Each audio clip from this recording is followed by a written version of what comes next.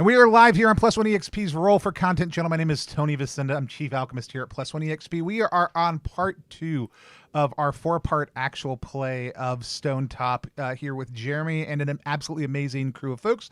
We did part 1 yesterday, and we uploaded our session 0 last week. If you want to go check those out. If you're just hopping in, we'll get everybody caught up in just 1 second. But before I hand things over to Jeremy, let's go around real quick and do a round of introductions for players real quick. Darby, if folks want to find you online, where's the best place to look? Best place you can look would be for the handle Chaotic Darby. Blue Sky and Instagram are sort of the main ones that I putz around with right now. So awesome. Val? In the middle of me drinking stuff. Hi everyone, I'm Valiant Dorian. I use he, him, his pronouns. You can find me all across the internet at Valiant Dorian or at Otso Spirit Bear.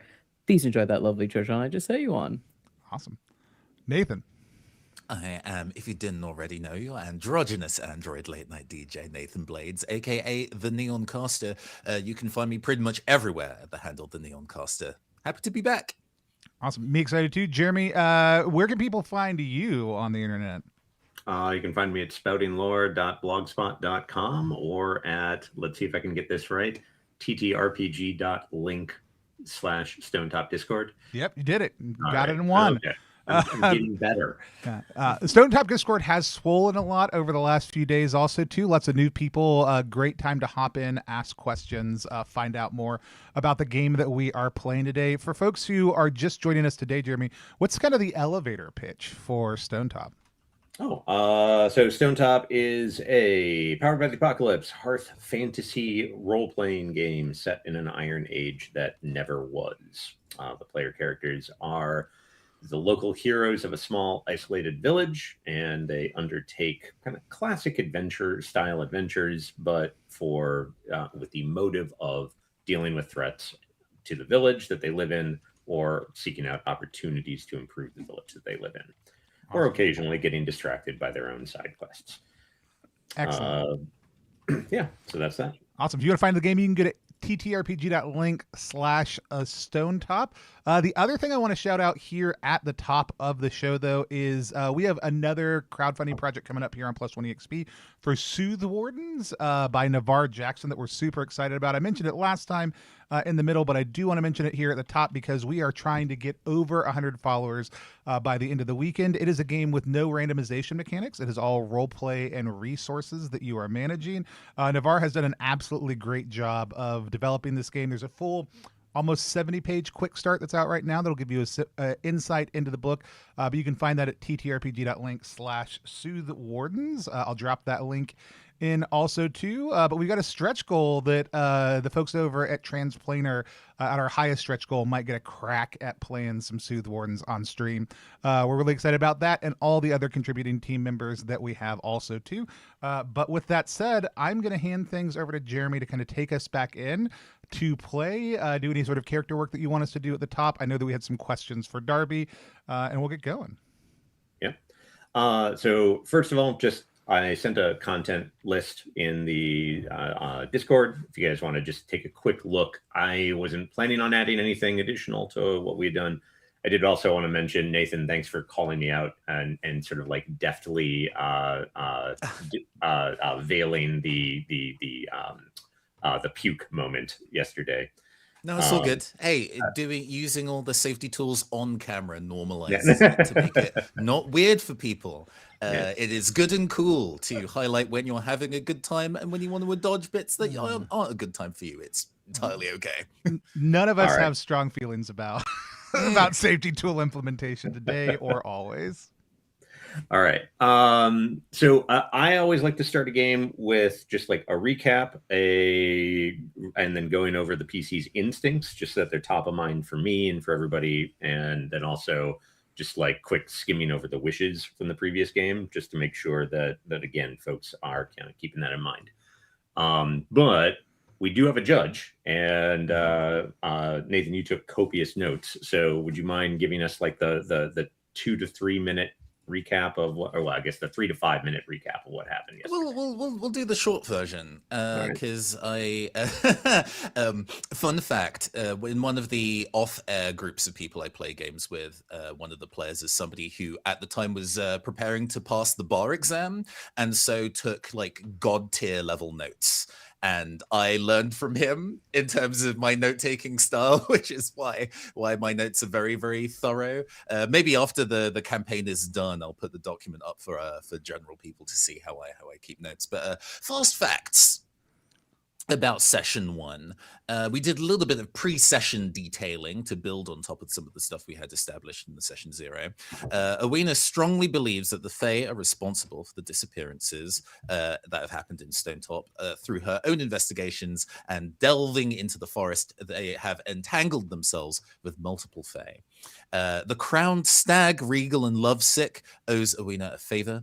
The Blossom Queen, fair weather host of an endless party, has hold over Awena, and the Blush of Dawn, beautiful and fickle, has been insulted by Awena. Surely none of these will come back to bite her in the ensuing events. Karna sees one of Stonetop's children, Tomos, who has not returned from the forest, as we will soon discuss, is somebody with a beautiful soul. Tomos is somebody who is observant and honest and states but truths boldly. He's also somebody that plays very frequently with Vassal's adoptive children, Aran and Reese, in the woods near a bear cave, trying to get as close as they can without being spotted. Yorath, the previous clerk of Aratus, is now old and infirm. Recently, he fell into catatonia and is being looked after by the current clerk, Neris, and Karna. Neris is already a very scattered woman, so this additional duty brings her a lot of stress. Karna's practical aid is quietly appreciated, but his attempts to raise their spirits aren't what they need. And Morkant recently closed a case around the whiskey made by villager Heflin being sabotaged. Turns out a rival whiskey maker, Ilari, was diluting it. With Ilari's reputation being stained as a liar, no one is drinking his goods anymore. With those additional world details established, we jumped into the session itself to give the bullet points of that. In general, everybody has someone lost that they're searching for. Awena has a missing brother, Owain, who went missing in the forest some years ago. Vassal similarly lost their parents in the same mass vanishing as Owain. Karna traveled to Stonetop to find their mentor Tefni, who's apparently been gone for decades, very mysterious. And Morkant is looking into the disappearance of Stonetop's previous judge, Kasur. The ex-clerk of Aratus, as previously mentioned, Yorath, has awoken after being catatonic for a time. His memory has been clouded by dementia, but no longer being clerk burns him with envy. Vassal's twin kids, Aaron and Reese, went to play with Tomos in the woods. Their neighbor, Luella, is angry and fearful about them being allowed to wander off unsupervised.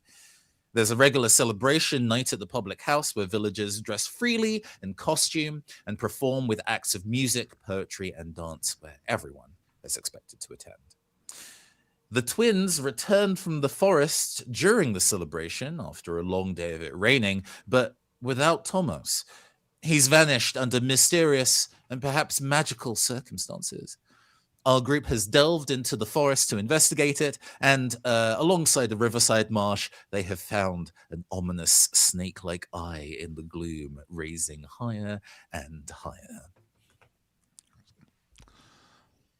One note, my parents just died of a sickness one winter. They did not disappear in the mysterious vanishing. See, when I said, hey, look over these notes and please add corrections if there's anything that is incorrect, those are one of those things. Absolutely, I will correct that. I did open them up. That's nice that you think I can read. There so really funny. is just a lot, right? Like, so no worries there. Yeah, one great. other. I did pop them up on the screen so people could see the top page and get a sense of the excellent structure of the notes also. The other detail that I just wanted to clarify is that Karna came here looking for Lady Ghazal Fatima, the previous light bearer. And Tefni is actually still here. Tefni is like the lady in waiting, kind of basically like a nun. Like, what's that? She keeps me in check. Yeah, it keeps you in check. But like, it was very surprised to find that Karna had letters from the Lady Gazelle because the Lady Gazelle disappeared like 20 years ago, 30 years ago, or 30 years ago. Now, I do want to call out, just so people know, Nathan is excellent at taking notes, and Nathan and I were talking about this before stream. There's an attraction to this playbook, but this is a mechanic of this playbook. Nathan, you want to read that move or that mechanic out for us? Absolutely, will do. One of the moves that you get by default if you pick the judge is the Chronicler as Stonetop. When you write up detailed session notes and share them with the players, hold +1 diligence. We have a little section here for 3 slots of diligence that you can mark. You can spend 1 diligence at any time to add a +1 to a roll you or a fellow player just made. So if we just about fall short, like how I did last session, rolling a 6 instead of a 7, we can push that to a 7, and we can push a 9 to a 10. And essentially we get one of those per session unless we bank one for later. So hopefully this this note taking will be of benefit to us in the session ahead. We can push through something that might have fallen just a little bit short. Love it. Jimmy, I think you're muted. The classic experience of not having a hot mic when you needed it. It's cool. I didn't say anything useful. Thank you, Nathan. All right. So, quick rundown on instincts. Vassal, wonder, to revel in beauty, splendor, and magnificence. Owena, curiosity, to seek answers where maybe you oughtn't. Karna, hope, to inspire others in the face of adversity. And Morkant, harmony, to seek a path that makes everyone happy. Right. Okay. And then just there's a XP carrot at the end for demonstrating or struggling with your instinct, but mostly people just use these as role-playing hooks. And then wishes, Nathan is looking forward to a surprisingly serious conversation about what the fuck is going on. Darby wants to see the group's dynamic in action and also is particularly interested in seeing about how they react to learning more about her history. Val really wants me to force him to make difficult choices, challenge your faith and beliefs. And Tony was just sort of loving how queued up we are, would also like to see more of and see the payoff on the contrast and the blend of like the mundane and the fantastic. All right, cool. So that is where we're at. So yeah, you had tracked or if you all look at the Miro board and kind of zoom out, look at the maps on the right.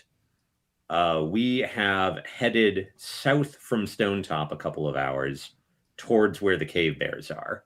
And I am probably going to say that like we are closer than where the cave bears are marked on the map, right? Just sort of assume that is a little bit closer. But you've been kind of like following the bluff on your right, following the stream a ways off to your left. You eventually got to a spot where there's like a trickle of water coming down the bluff, like probably spring water kind of pouring out the side of it, forming a little pool, and then kind of moving inward into the forest until it meets up with the stream itself, like the wider, maybe like 10 to 15 foot across, couple of feet deep stream. And there's a like little pool area with a lot of mud and reeds around it where you found the footprints of the kids and started following those. And sure enough, Tomos's footprints basically seem to have like been wandering in towards the stream and then just vanished. Like they just stopped. And as you are all like peering down and looking at this, Karna looked up holding the torch and like looked up and saw at the edge of the light, the serpent eyes just sort of like raising up just out or just at the edge of that light in the darkness. if we zoom a little bit further down on the Miro board, I have thrown together a crappy GM map. Hell yeah. So we've got that is roughly where I'm kind of picturing everyone as being. I know that the PCs were all clustered together.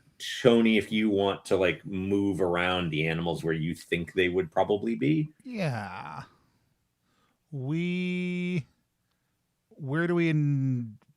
is it? Ahead is where? Like where did we see we saw the Oh yeah, I should probably put that on here, shouldn't I?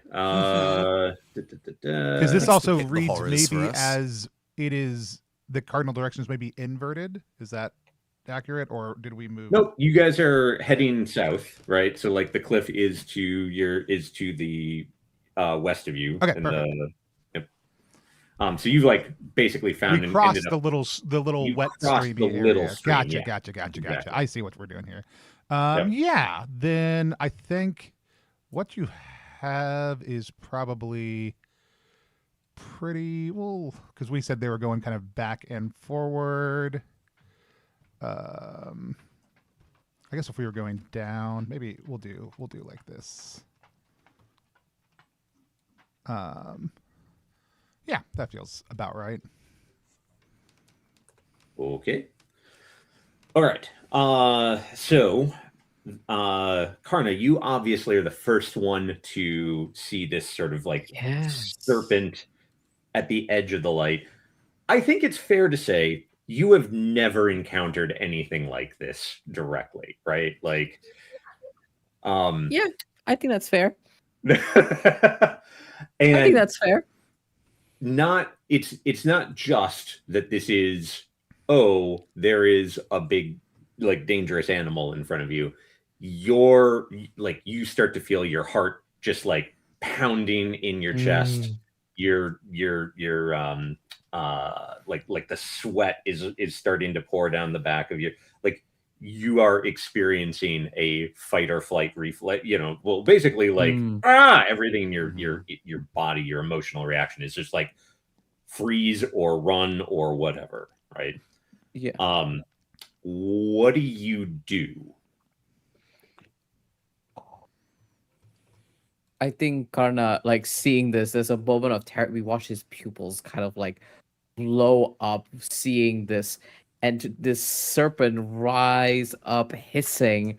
And I think like the instinct just like jumps right through, right? The fight or freeze. And I think what Karna does is use a invocation to protect everybody here, because his assumption is that this serpent is going to strike, and he wants to protect everyone else who seems unaware of this serpent right now. So Okay. I would like to invoke the sun god. Before we get to that,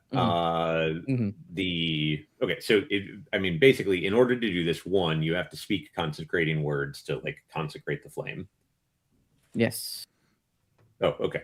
Sorry, yes, I thought we lost you. So.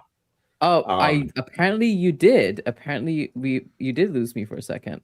Your audio came through, but the video paused for a little bit. Okay, allow me to refresh. Apparently things are not happy with me.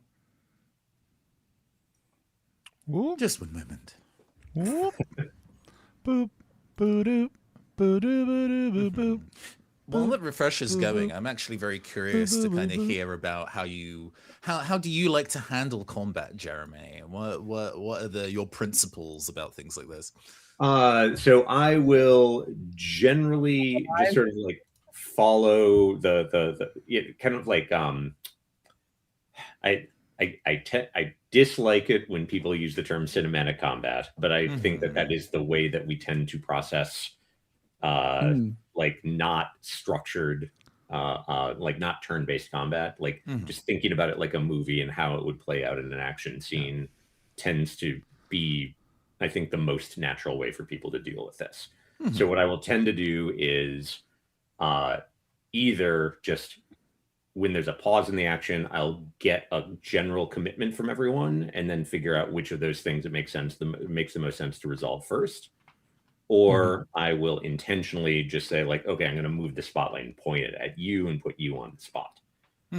That Makes said, sense. I don't know why I decided to ask about combat for any reason. Just what a question to ask. How yeah, to know that? what could possibly What possible assumptions could you be making about what's happening?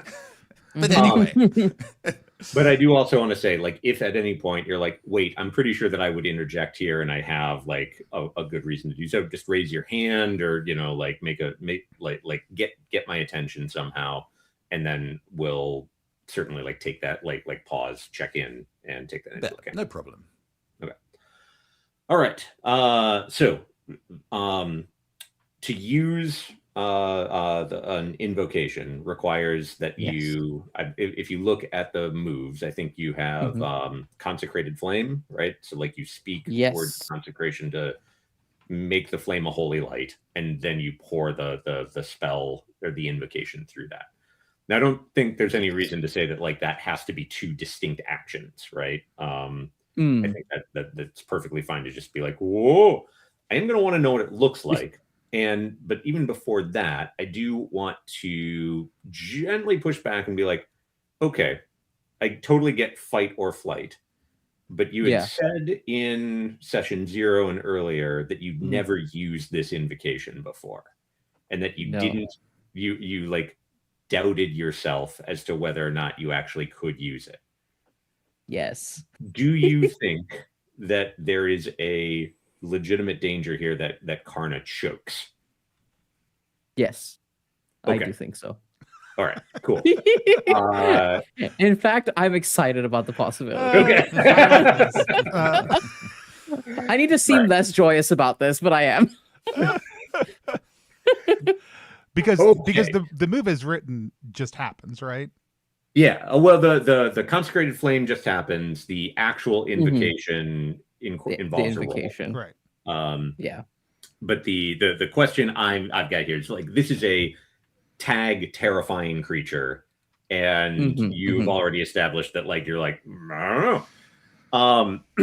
there's also another question I've got for you, and that is, to you, what constitutes a creature of darkness or a spirit of darkness? Ooh. Like, what does that mean to you? Because I think that's the invocation you're using, right? To fend off a spirit of darkness. Yes.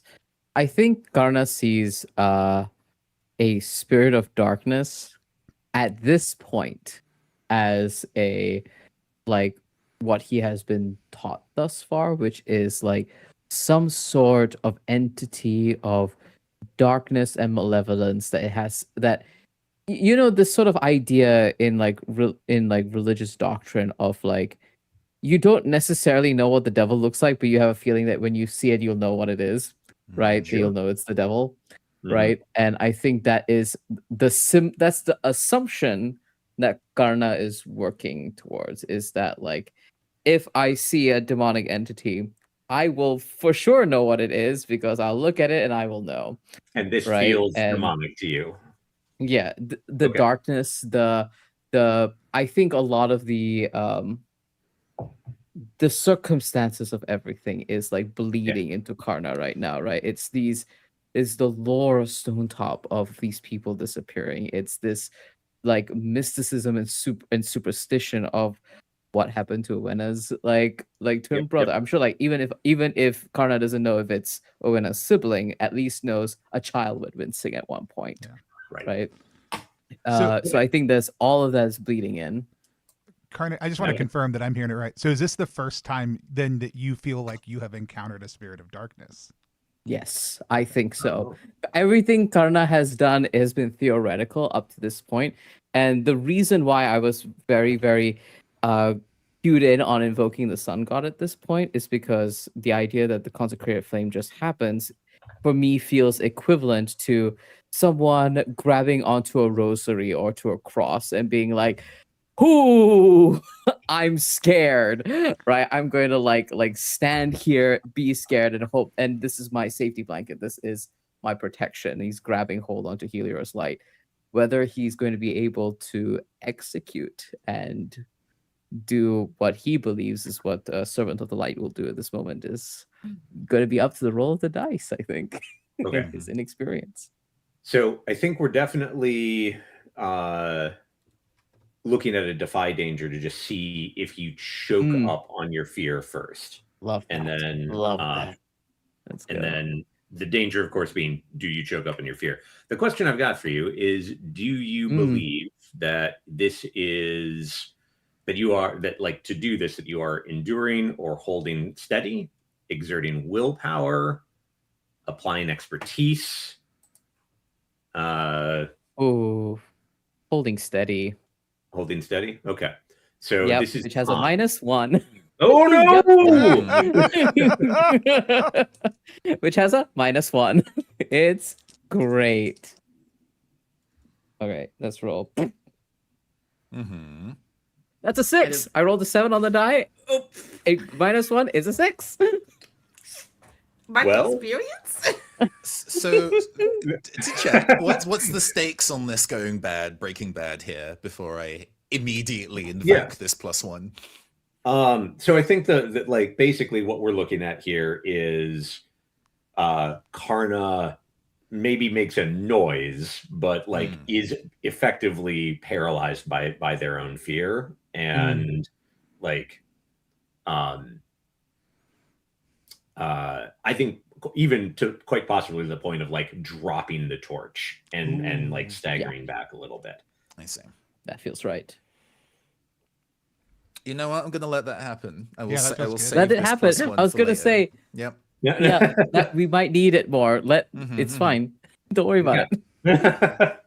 All right. So I think you probably like start. Well, I'm going to turn it back to you. Like we know that you're not going to be able to do this. You are going to drop the torch. What does this look like? I think like there's something about seeing something in the darkness where its shape takes on something new. Your mind like conjures fear before you and manifesting in the darkness. And Karna, I think like steps back. There's an instinct to say something, and there's a like a choking noise that he makes instead. There's like a kind of like a mewling choke that comes out from the back of Karna's throat that squeezes out of his mouth. And as they like step back and go to grab their like I imagine they have like some sort of like holy symbol on them or some sort of symbology of Helior on their body. In that motion, like loses grip on the torch, and it just tumbles right by their feet as the light just gets swallowed in darkness. Okay, well, I don't think the torch has gone out, but it's definitely like flickering, right? So like the light flickers, there's this like whatever noise. Okay, love it. So as that has happened, mark XP for certain. I want to add in a detail though. The thing that you were saying, like you think your mind is conjuring tricks on you, like or you the player. I'm going to tell you, it maybe your mind, maybe you're thinking that your mind is playing tricks on you, but like as you are seeing this thing rear up, you're like actually seeing just all around it, all of the like the plants and the little like buds that had started to, or budding leaves that had started to like kind of come up from the undergrowth are all just withering away as this thing like rears up. It feels like the dark is just coalescing around it, and it's like the childish wish when you're seeing a shadow at the corner of your bed that if you just look away, everything will be fine, and it will not be fine.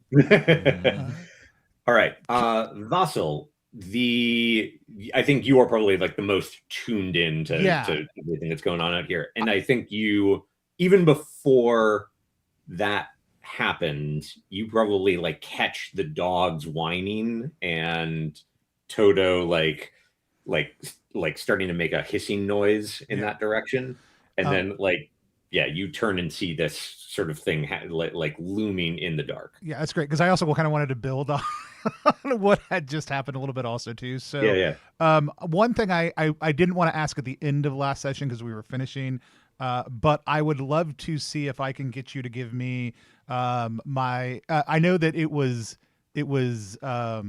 Morkant's role, but I know I was observing also. Can I just get the free what happened here recently from Expert Tracker from the last roll that we failed on at the end of last session? If not, that's I mean, okay. logically, you probably should have taken that role anyway. And that's what you've done. So I want to let what? it. I mean, like I wanted it. Like I love that it was a failure, right? Like Mhm. I love that, but there is the option to essentially like just ask what happened here recently for free Yeah, as part of the move. I would like to have triggered that like at the beginning of session Sure. essentially, No, but no, then also Mhm. what I would like to have happen now is just as that torch drops and the lights flicker and we see the withering and the dogs are whining, like the light, I think, like when you drop a light, there's that moment of it dimming, flashing bright, and then dimming again. I think after it dims the first time, like no other players in the camera that's watching the scene can see Vassal anymore. I'm going to use Stalker Mm. just to Oh, disappear like into the woods. So like I think from Karna's and other people's perspective, shadows like flicker, like torchlight flickers, and all of a sudden like Vassal is gone. nice. Okay. So hold the thought on the question about Yeah, what happened that's here fine. recently. I will definitely tell you more detail than what you guys got, but it's still not going to be. It's going to No, be that's more fine. about Yeah. Vassal than anything else. I will tell you, it. Tomos did not get eaten by a snake. That is like I can clarify that. Okay. So you are vanished basically. So let's actually I want you to start thinking about what you would want the animals to do, or like what if you would be like giving them a command or anything like that. Yeah. But in the meantime, I think Morkan and Owena, the two of you both like look up at Karna, like making the noise and dropping the torch, and see him like in the very dim light, like looking horrified over your shoulders, Mhm. or like looking horrified to the south, and I assume you turn and look, and Yes. like Oh yeah, yeah. there's just like this thing in vague sense in the in even darker shadows now of this looming hissing presence. Mhm. I'm Mhm. gonna pull up the sword, just like yoink. Hey, Okay. if you want to take point on that, that makes sense. I have not Yeah. built Morkant to be somebody who fights things. So actually I am going to also like say the two of you both, like as you turn and see this, like you both also get that like at the back of your like severe emotional reaction Mhm. to seeing this thing, like fight or flight instincts absolutely kicking in. I'm gonna give Darby, I'm gonna give Owena a bit more of leeway to act on this, because like Mhm. you're a witch hunter, you've dealt with stuff like this before, but it's still terrifying. Morkan, you're like, it sounds like you are basically waiting scene at this point. Yeah, if more than anything else, I'm kind of like observing to see what it's trying to do. I'm probably going to try and go over to my ally and try and kind of help snap him out of it more than anything else. But yeah. Okay. All right. So I think there's definitely a moment of like processing for Morkant. Mhm. Owena, you're drawing the sword, you said. Oh yeah. Okay.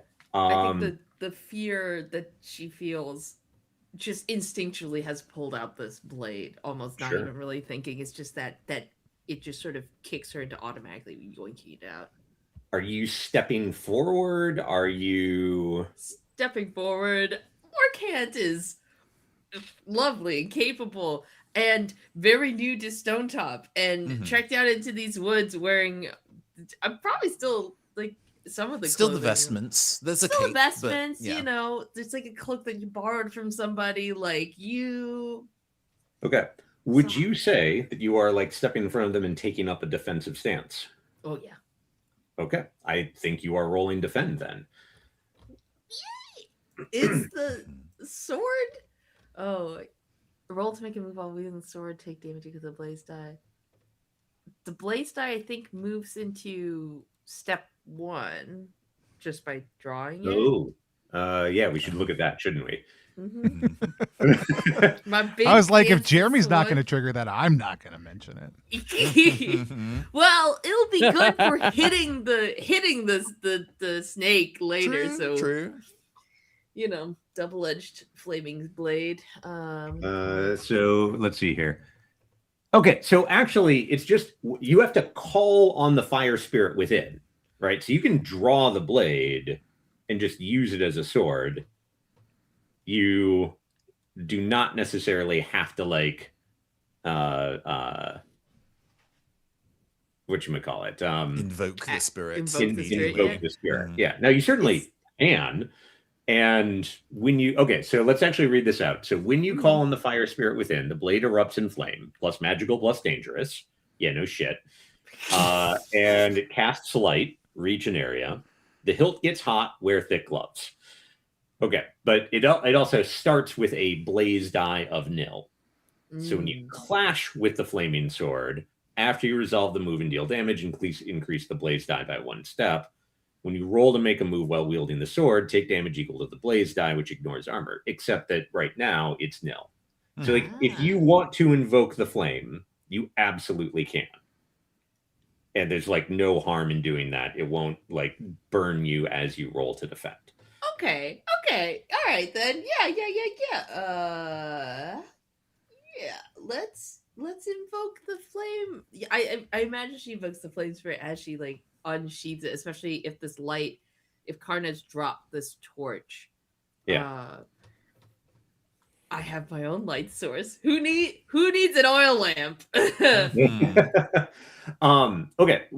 Just out of curiosity, what do you like call on the spirit? Is this just like a mental thing? Do you like what is involved in calling on the spirit within the blade? I think it's I think it is a mental thing and a tiny prick of there's like a little part of the blade that's a little sharp and a little jagged, and it's like pricking the finger on that as she unsheathes it and calls on the spirit. Oh, do you want it to just maybe be like as you unsheath it, you just like tap the blade with your finger? Yeah. Mm-hmm. Okay. Love it. Okay, cool. Great. Well, go and roll defend. I think like this is all well within the realms of someone scared, like acting in a reasonable way. Someone scared but competent in this situation, acting in a reasonable way. Oh yes. So okay. go ahead and roll defend. That's gonna be plus con. What did I get myself for con? Hopefully something nice. Well, hey, 1.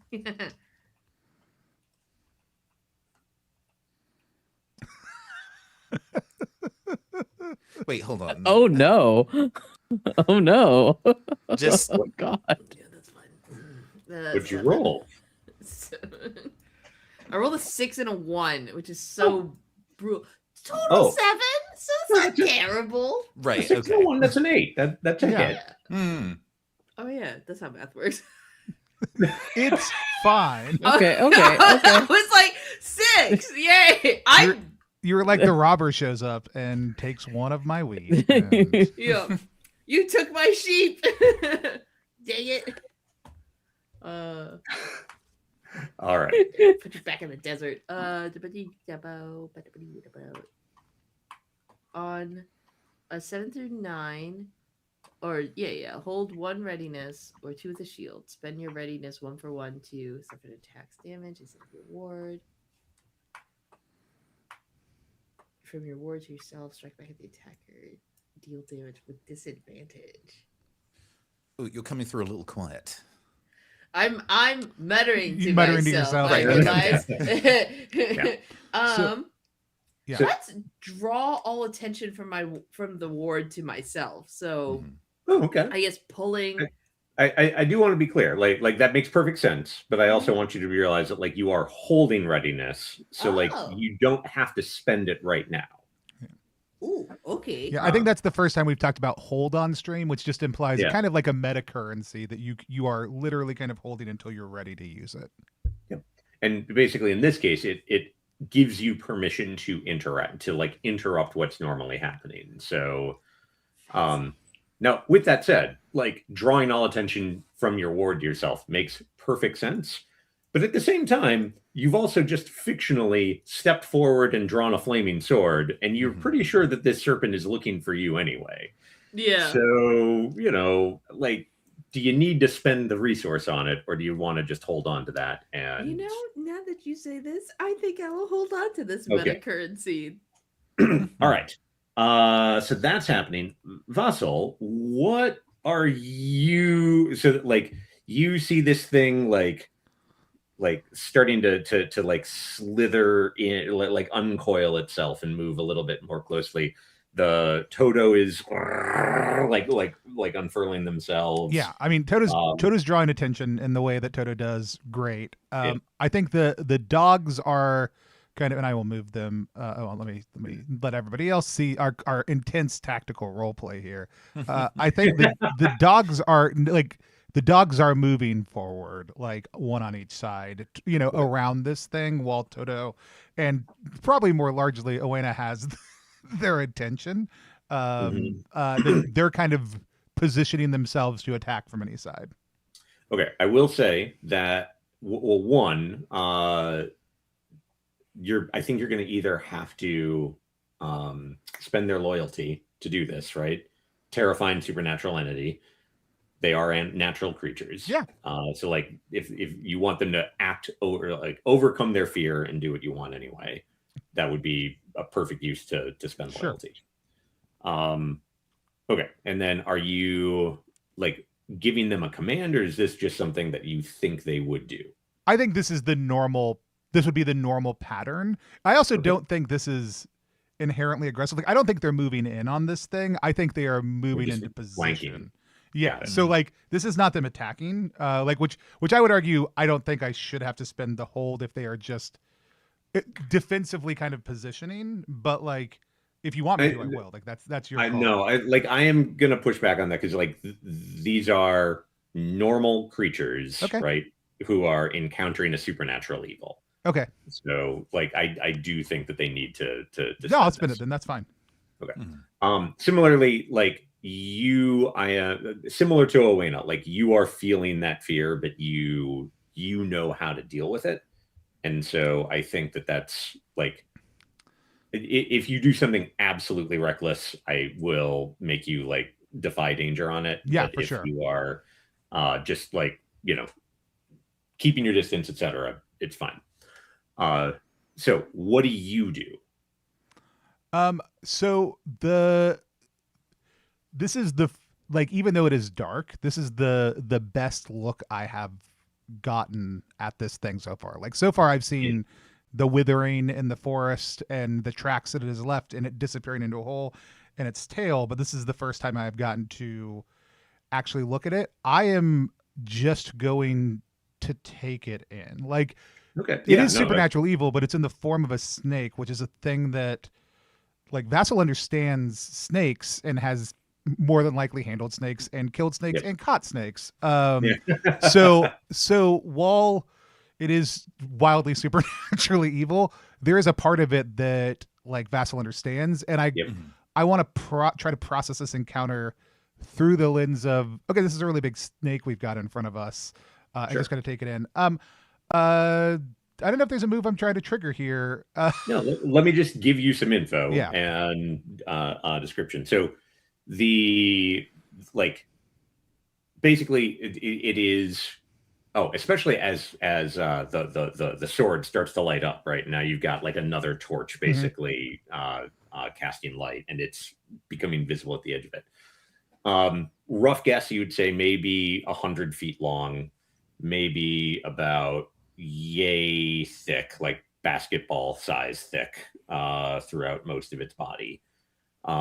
Black and red sort of like speckled banding on the thing.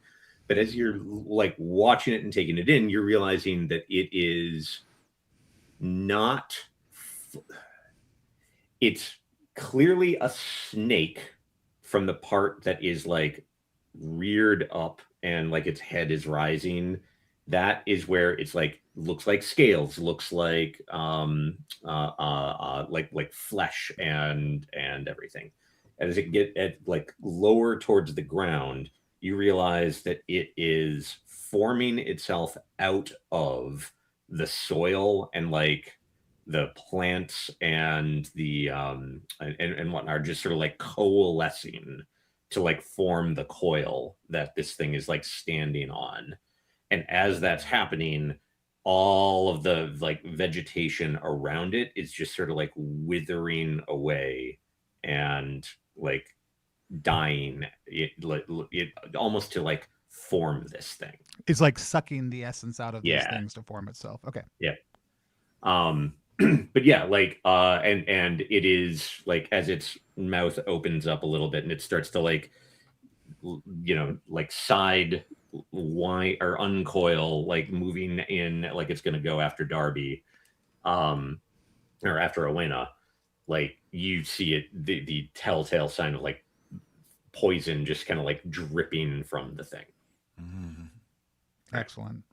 If you like, you are certainly studying this. If you want to seek insight about it, you certainly would be justified to do so. If you want to know things about it, you could certainly do that. Yeah, I probably do.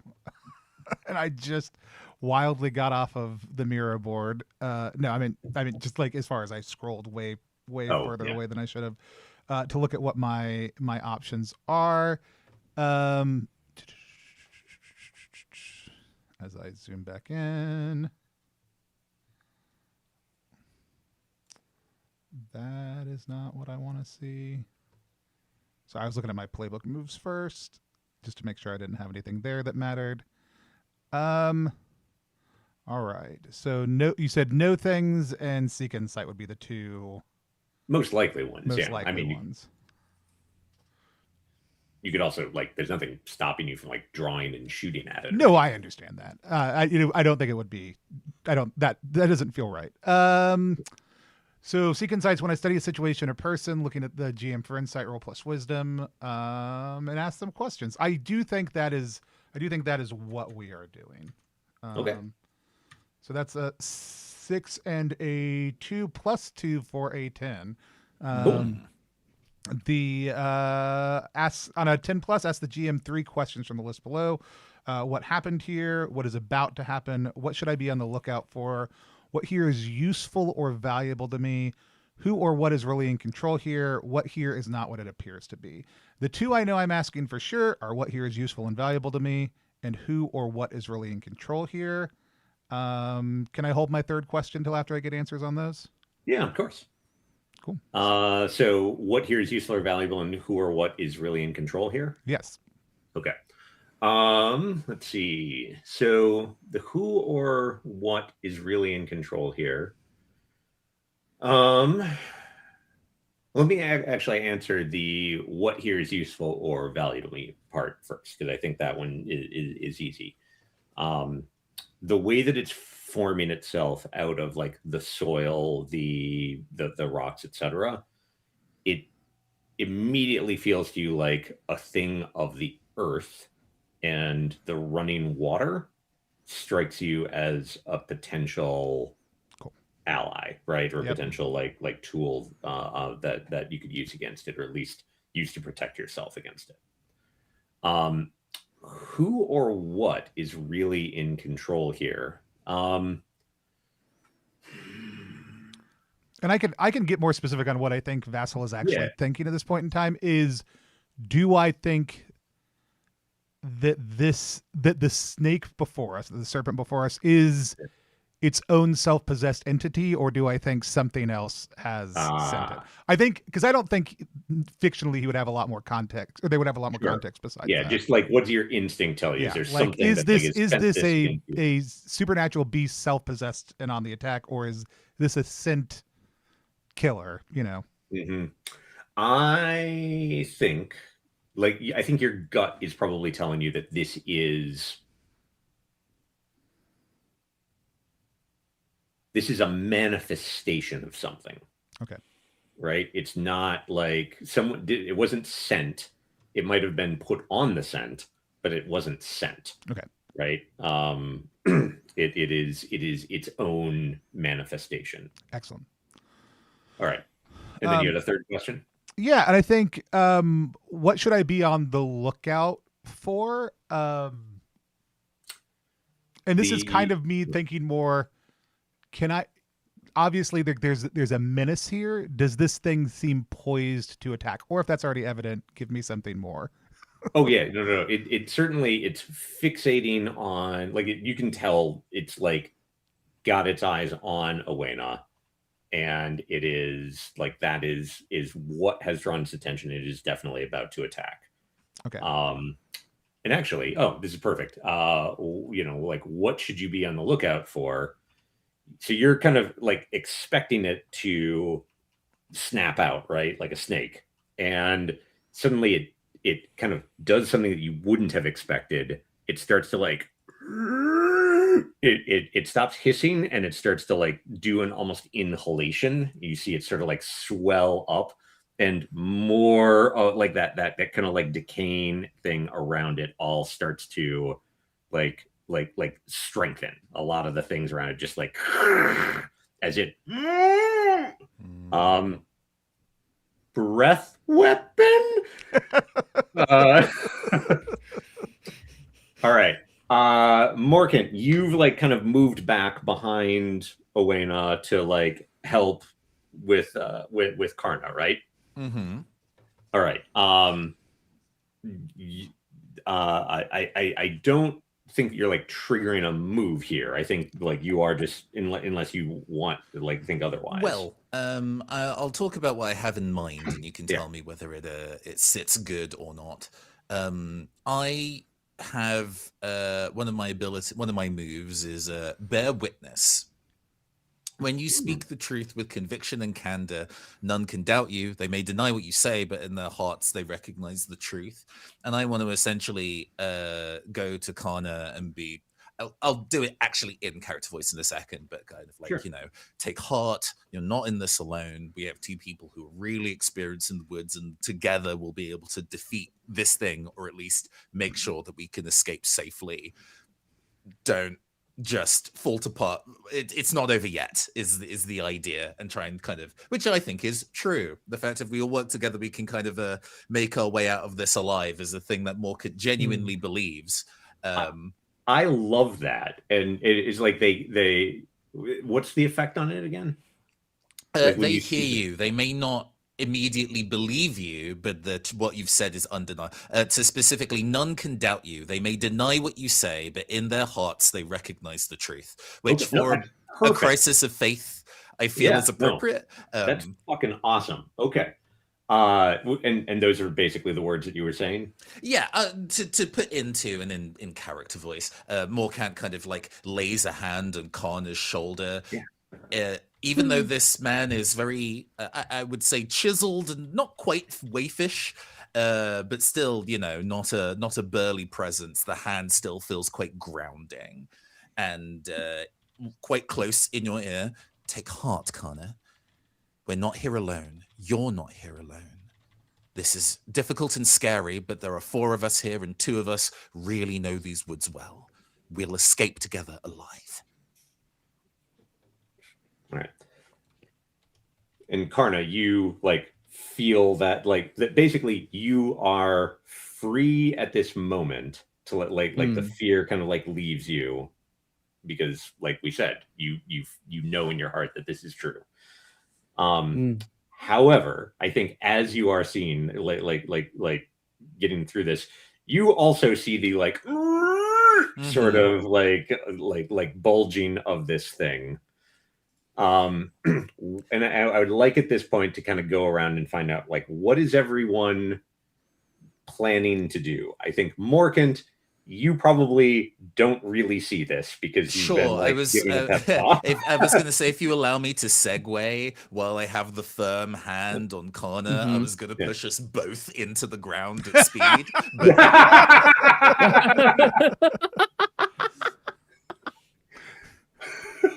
My legs are jelly. I'm happy to let this happen. All right. Whether that gets us out of the way of snake breath zone is for you to decide, I suppose, Jeremy. But I like the visual of like, we'll escape this together.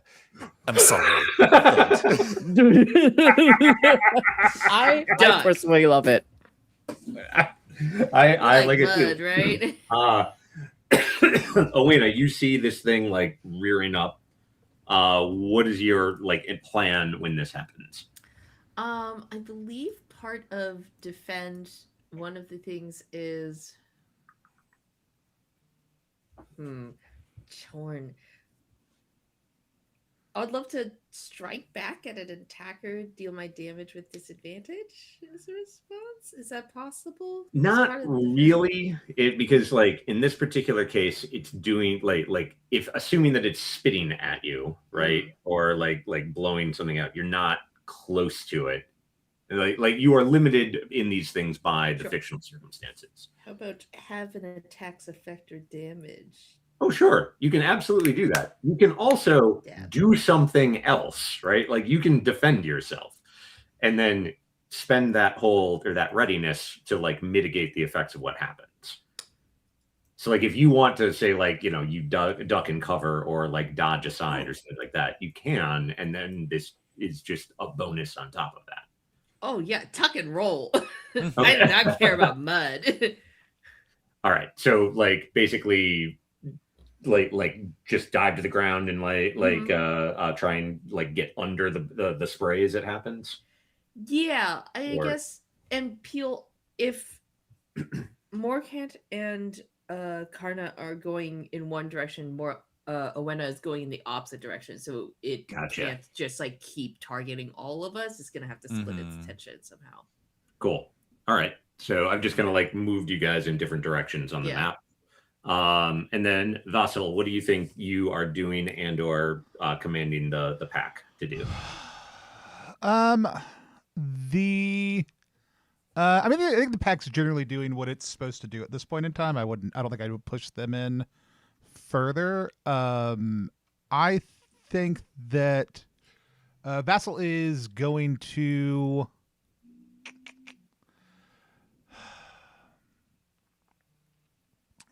I'm gonna go ahead and like I'm going to pull an arrow out and knock my bow in preparation.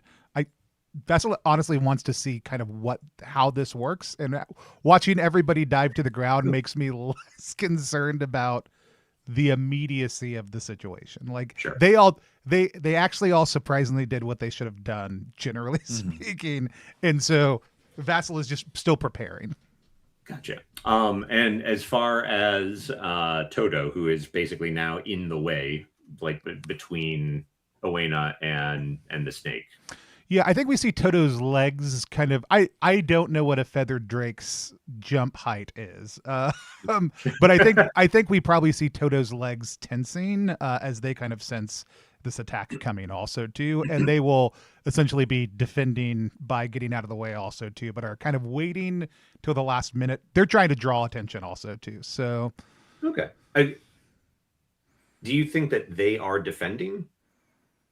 I think they're distracting. Okay. Interesting. All right. So let's do this. Given the position that they're in, I'm gonna consider them to be like aiding Owena in Owena's like defy danger, with the understanding that they are in danger also. Danger for all of this, right? Okay. So Owena, you are defying danger with dexterity, right? You ducked and covered, or you tucked and rolled. Yeah, gonna have to. You get advantage on this, which means you're going to roll 3 dice and take the 2 highest. And then you can spend your readiness depending on what happens. Let's see what happens.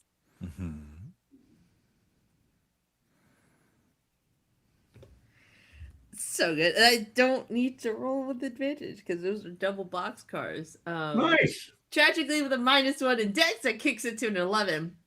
That's still great. 11 is still really good. Okay. So I think what ends up happening is Owena like does in fact dive to the side.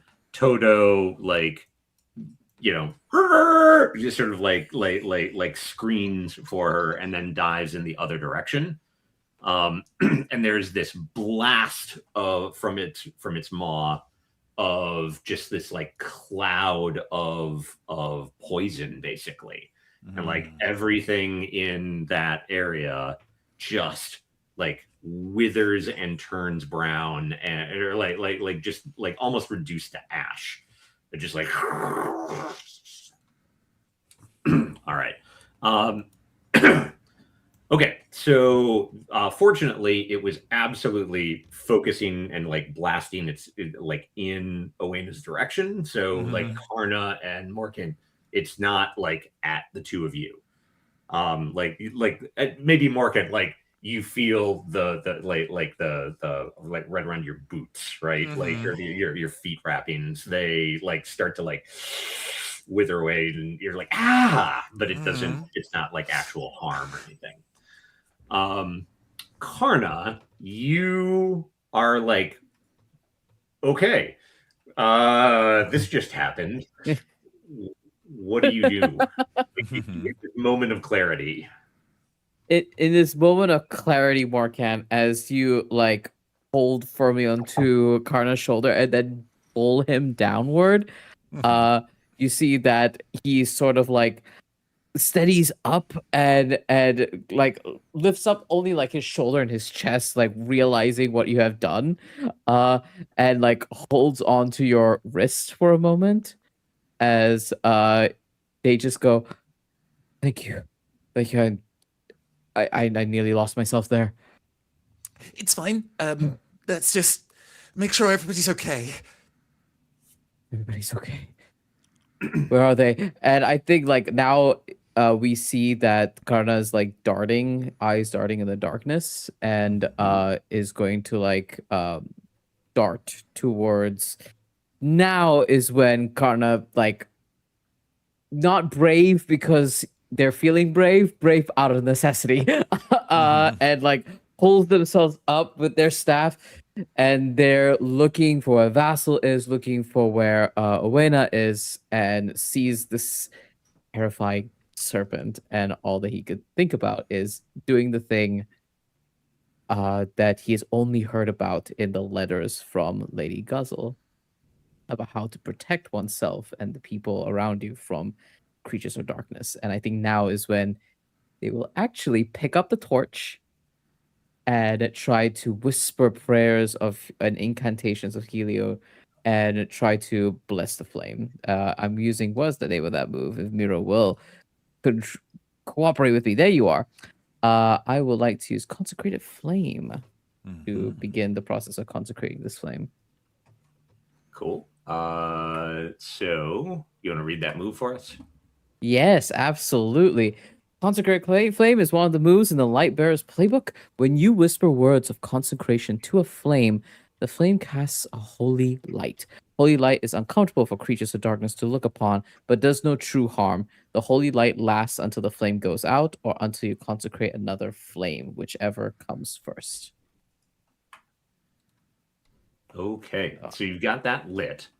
Okay, and then all right, like between like dragging yourself up in the brief conversation, and like picking up the torch and whispering it, like tell us what this looks like though, because I think the light definitely on the torch definitely like recovers from having been flickered. What does it look like when you consecrate a flame? What it looks like is like we see Karna kind of like get onto they're crouching, one knee against the loam and the other just lifting up just above it, and they pick up this torch and they close their eyes, and we see the sun-shaped marking on their forehead. It is dotted with red powder that's pressed against their forehead, and we see it sputter into light, bright white light, as they whisper incantations into like it is just like a series of prayers, or like, almost like a mantra being pushed into the torch, and we see it sputter this like orange flame initially, and then it sputters again, sputters again, and we see a like yellow, almost white light begin to burn from the inside of the torch, the inside of the flame, and begin to flutter outwards. And that's the light of Helior. That is the light of the consecrated flame. Nice. So like instead of an orangish flame, it Mm. like kind of glows like clean white at the end. Or Clean white, yeah. Love it. Okay. All right. So you're doing that. Vassal, you have had your opportunity to like draw your bow, knock an arrow. You're shooting it. I think you're on mute, Tony. Yeah, I think we're gonna let fly. Since the GM is forcing me to. No, I'm kidding. Oh. Oh, we lost Val again. Yeah, we'll get him back. I promise. Hopefully. Yeah, so we're gonna let fly. Everybody's gonna watch me scroll up to read the move.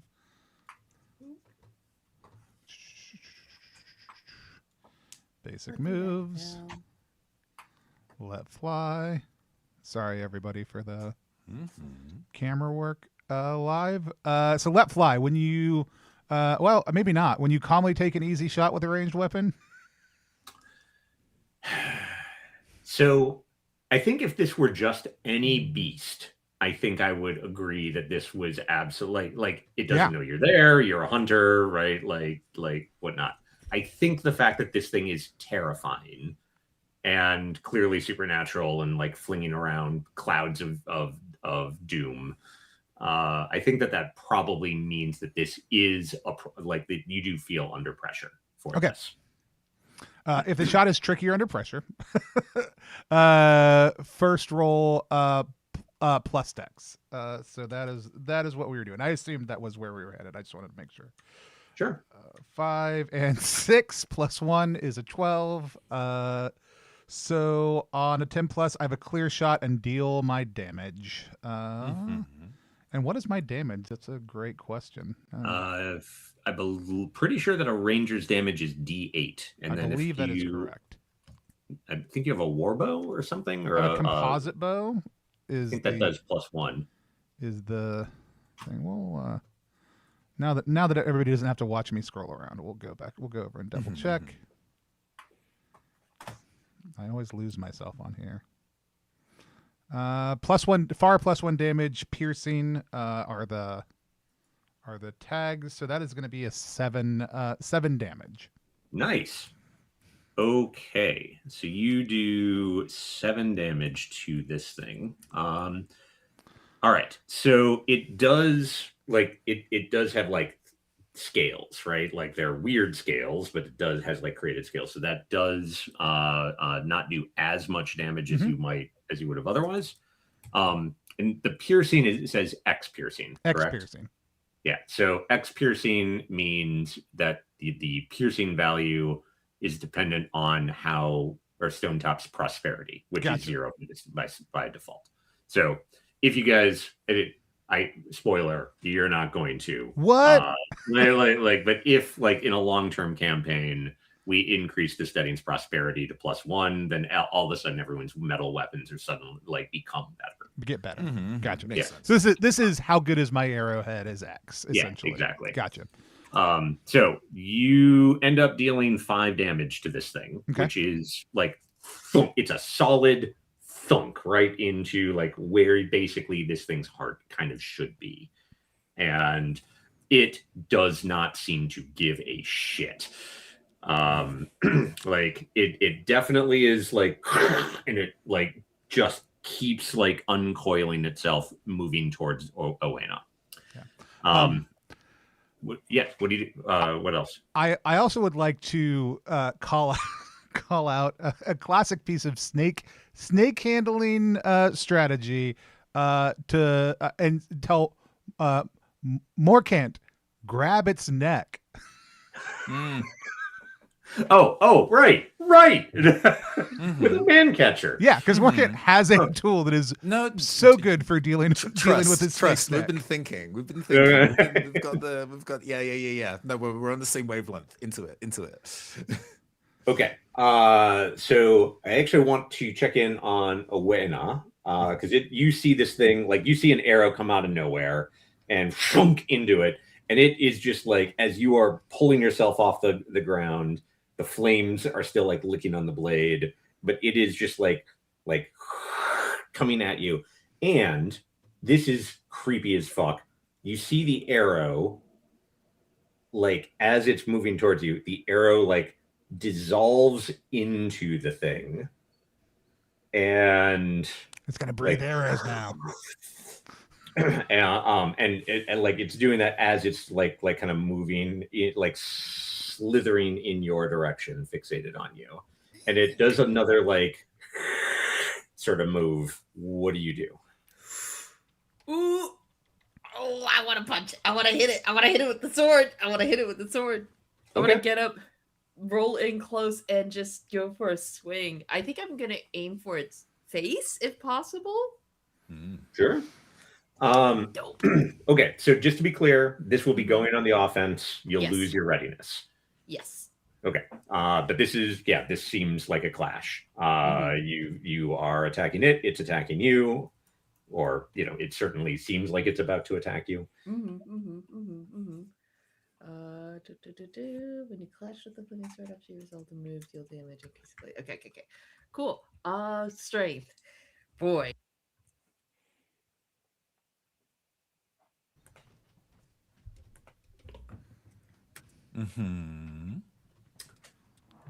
I get experience. Wait. What number did you roll? 6. This I'm going feels to push right. that to 7. Woo! You missing at point blank when this thing is going to counterattack feels bad. So let me. I will spend that stored point of diligence to push that from a 6 to a 7. I will also point out, the GM can still make Owena suffer. The enemy can still suffer the enemy's attack on a 7 Sure, or 9. on a partial, you still. Get I still think it's the right move. But, I just want to make sure we're all on the same page that it is a mixed success. Okay. So you make it into a 7, which means your maneuver works, but you suffer its attack. I think, or your maneuver works mostly. Deal your damage, suffer its attack. So first, can you roll your damage, please? Yes. Where does it say? And this does +1 damage and has 1 piercing, which are both very good for you. Yes. At base, what is the sword's damage? So damage is not based on the weapon. Damage is based on the wielder. So it's, if you look under your stats, it's one of your stats. I believe a seeker is D6. Yoink!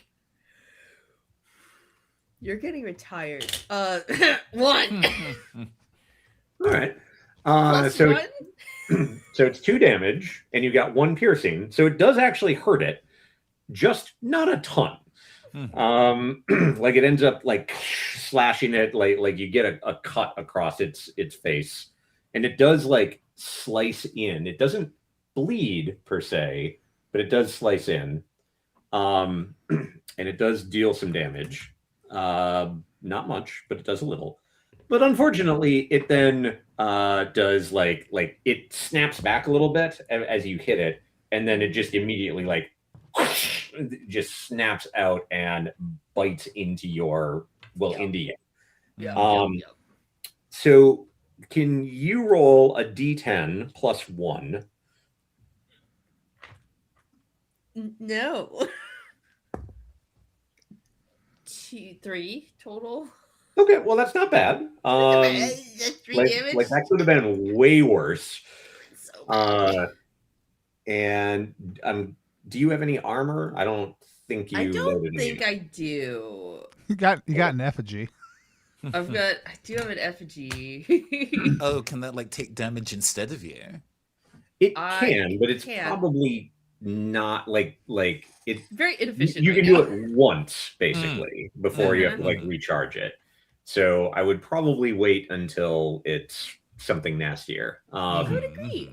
Now that, with that said, like, so it I think what happens, since it's a small amount of damage, is that it just like gets a very like you manage to like duck away mostly, and it just like claws or it effectively just slices against some of your like flesh, maybe on your leg or your arm or something like that. Mhm. It doesn't end up whatchamacallit, like it didn't get its fangs in you and start pumping.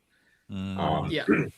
However, it did like totally like in order, as you dodge back on this, you like totally flop back and like land on your back, and the sword, which did increase its damage die, right? So it's now like burning even brighter.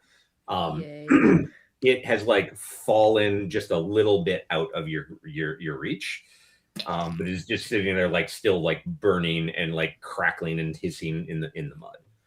All right, Morkan, you see this happening. What do you do? Yeah. Morkan knows his strengths.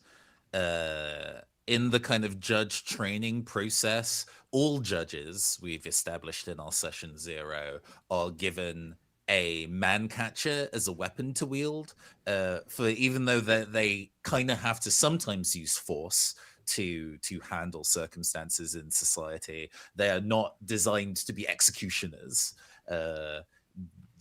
Above table judges aren't cops, and I'm trying my best to make sure that that Morkan is not a cop in setting. So the way of kind of squaring the circle on that is a weapon that is good at redirecting and slowing, but not actually designed to be lethal. And combat training for him was not great. He can do it, but he's not that strong, and definitely not really capable of taking a hit. But what he is good at is looking for opportunities to redirect. I think rather than trying to directly like hit the snake or quickly weave around it, he's been keeping an eye on the movements and how it's moving around, and is trying to go and position the end of the man catcher, this pointy kind of enclosure at the end, so the snake moves into and can catch it that way, intercepting the snake's movement rather than trying to attack directly. Cool. I mean, this is still Clash, to be clear, right? Okay, I wanted to kind of be like, is this a defy danger kind of thing? But we'll take a Clash. No, Is it I don't think there's int-based any way Clash? that like I appreciate the framing, but I don't think there's any way getting around the fact that this thing could absolutely bite you back. A serve. That's fine. I have strength 0. We'll take it as is. Yeah. And we just hope that we get 10 on the die, you know? We get an 11 on the die. Hell yeah. Nice. Okay. Who needs experience? So yeah, just like you say, right? You like position yourself just right. You put the thing in, it like sways into the little like catching bit, and I guess deal your damage. It's not Sure. good. I do D6 damage, and I'm pretty sure that the man catcher is designed to do less damage. Oh, it's -1 die size. So I Okay, roll so you're- D4s on Yep. trying to deal damage with it, but that's fine. That's the point. I deal 1 damage, I guess, reduced to 0. Yeah.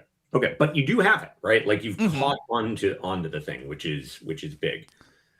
Okay. Yeah, there's a rearing as the snake kind of moves over, and you see that Morkan is like straining to kind of like deal with the additional weight that's now pushing against the other side, but has Mhm. got it in the neck around whatever horrible venom gas sac is lodged there. Perfect. Okay. I think that absolutely gives Karna the moment that you need to like catch a breath and do what you're gonna do. Mhm. Absolutely. And I think the way that Karna does this is like he sees you like lock this snake into place, and Karna immediately like darts like right past you. Do I see Owena's blade fall? Yeah, absolutely. Yeah. And I think what I'm going to do is actually the English word has vanished out of my head.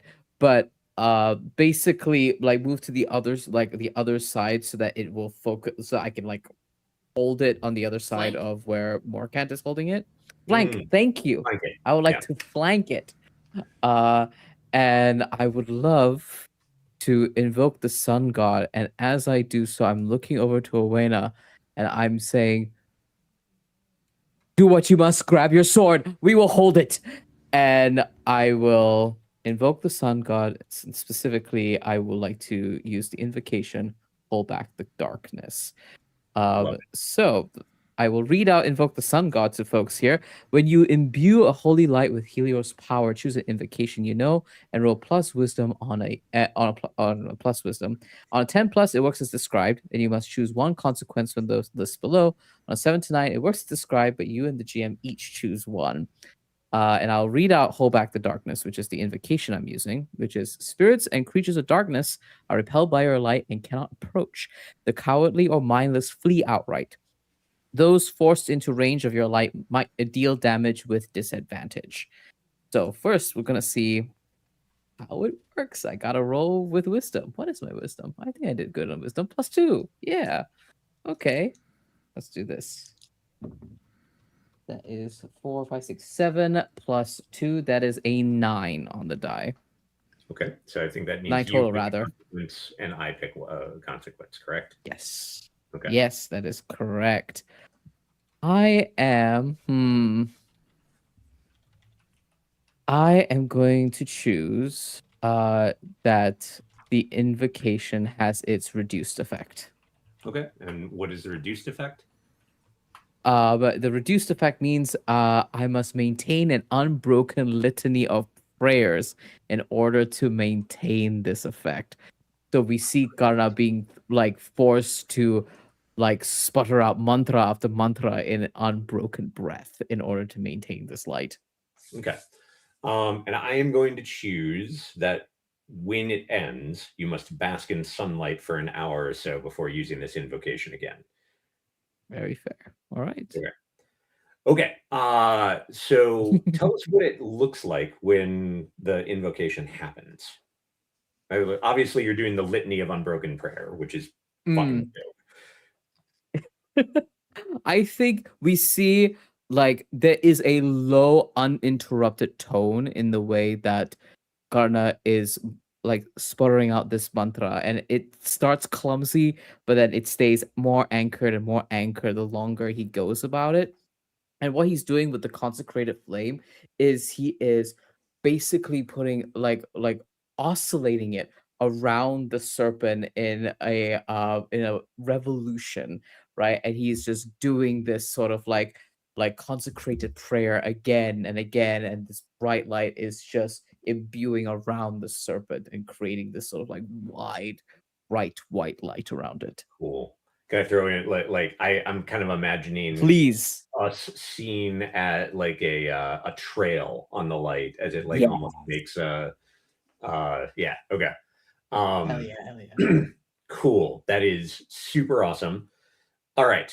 And it makes them flee, or they have to try and get out of your light. They can't approach, and the cowardly will flee outright, correct? Yes, And correct. inside your light, it deals damage with disadvantage. Yes, that is correct. Okay. All right. I think I'm basically gonna have this end the situation because the two things are gonna happen. One, it's like lashing around in Morkant's catcher, and it can't bite or snap. Like you've got it kind of like locked in. It can't really like it's thrashing and uncoiling. And if it weren't for the invocation, I think there would absolutely be like a danger that the thing you would basically be wrestling with it, Morkant, right? I think though what ends up happening is it like starts thrashing a little bit more when the light kind of comes up. Owena, you like get to your feet and grab the sword and are getting ready to respond to it. there is like it kind of twists away.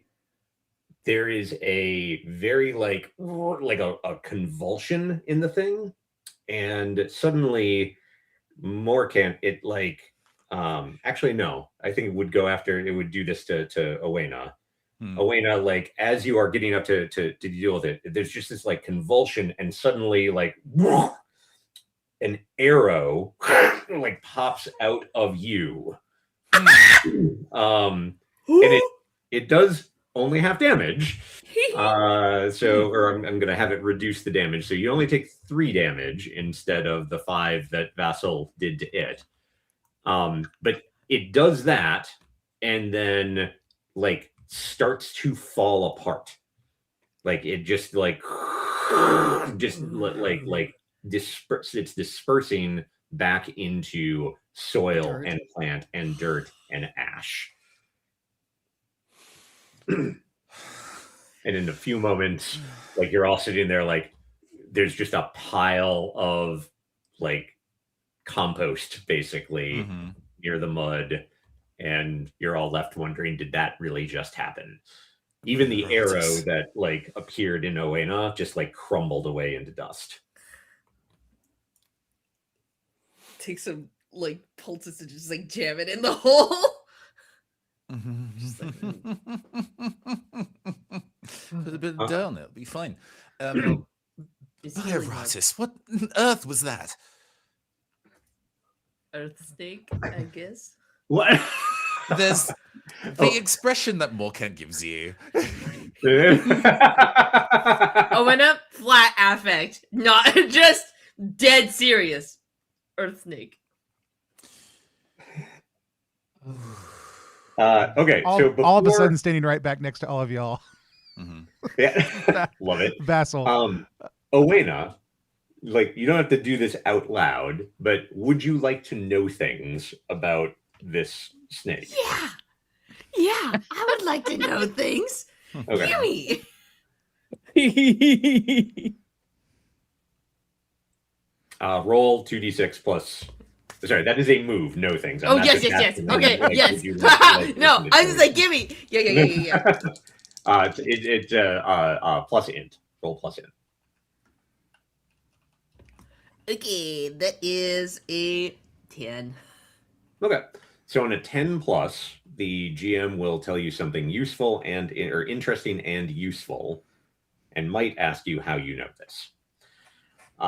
So the interesting and useful thing is that this is absolutely a spirit. This is not a fae. You've seen this kind of like manifestation, and it's a spirit of nature, you're pretty sure, just based on the way that it manifested. In particular, as you are kind of like taking in what happened, what it specifically reminds you of is so you know how the red grove turns red every autumn and then like becomes normal? Well, there's this period towards the end of autumn where all of the blood red leaves just like shed from the canopy. All the blood red pine needles fall to the ground, and it turns over the next few weeks or months into this like gooey, almost like dried blood paste. It just composts itself way faster than it should. And that's what this makes you think of. It feels like this is somehow related to the Red Grove. Now, I feel like that's probably I think we've kind of like answered the how do you know this, right? You've been to the Red Grove, you know what it looks like. Red Grove. One of my well-versed things is on the Wild World and its spirits as well. Yeah, so I was going to say, what does that give you? When you know things about one of your topics, you can ask the GM a follow-up question of your choice. What do I want to ask? What's my choice?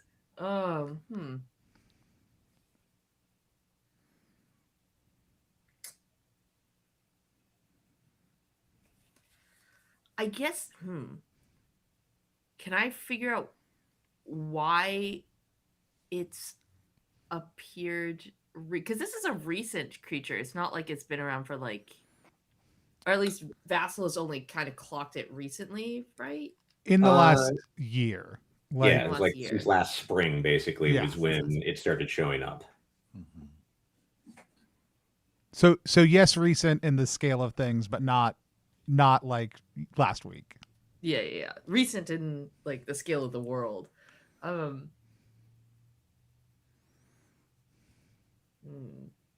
Can I ask, how far are we geographically? Like Morecamp wouldn't know this, but how far are we from the Red Grove? Like, is this guy in Pretty its far, habitat, right? or is it far from home? I think is probably a thing. Oh, actually Less not than that a far. day for like a person. Mm, Like Vasil could get you there, or Owena could get you there in a matter of, well, before dawn. mhm. You shouldn't. Like, it would be Mm. bad. That's a Um, bad choice. We're not prepped for a day's travel. Yeah. We would need to go back. You're not I mean, prepped some for of us day's aren't. travel. Yeah. I follow-up question of my choice. 6 months. I think I want to know why. What?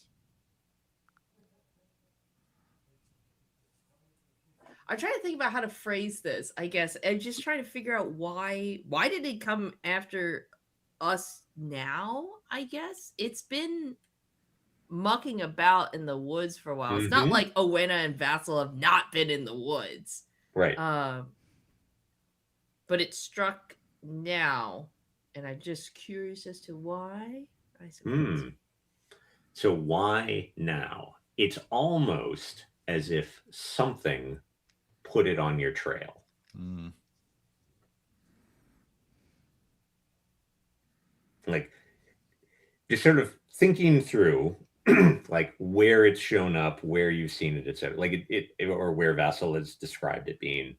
It certainly seems like this thing has been appearing and just looking for something in the wood.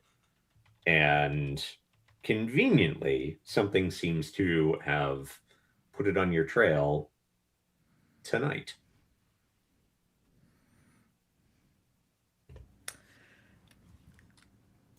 Stupid Faye. Owena's just like muttering Mhm. under Alright, her More breath. can't Yeah, rouses so- your attention. Owena, you seem to be mulling something over. No, just well, yes, this creature has been around before, but never really attack in this area or attack at all.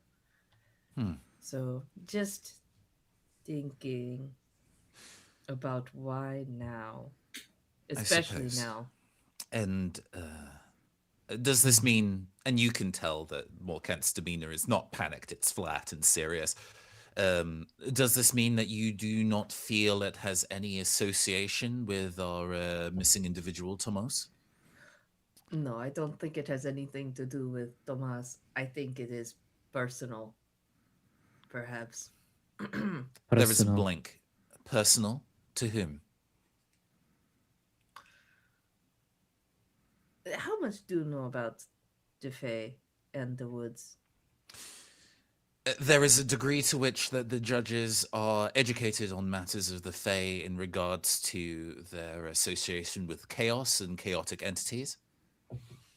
We do not deem them to be across the board chaotic. They are as varied of individuals as we are, at least as far as the records say, but still, there are chaotic Fae on record. Indeed, and perhaps sometimes, if you spend lots of time in wood, chaos does not take kindly to mucking about. Mm. There's a short intake of breath, and the kinder side of Morkant considers this maybe being a tactless question, but currently this is a matter of missing people. Owena, did you happen to be aware of Vassal's children and Tomas going into the forest today? I mean, yes, insofar as the children play in the woods all the time? Mm. And according to your earlier testimony, you've said that regular appearances within the regular dalliances within the forest have visitors prone to chaos. Would you not consider that to be dangerous, especially for young children? I do not think the children have warranted ill attention from the things in the woods. Unfortunately, that does not appear to be true. I do not think this. I merely mean to say I do not think the snake had anything to do with Thomas disappearing. Right. Not anything else. So the investigation continues. Although I must admit, I will be honest and say that I am not in a position to continue investigating in this state. I moved alongside both you and particularly Vasil as a matter of urgency and to have an additional hand by your side. But I think if we continue to investigate as the night continues, I will no longer be of assistance to you and maybe more likely a hindrance. Oh, no, this is the perfect time to strike camp for the night.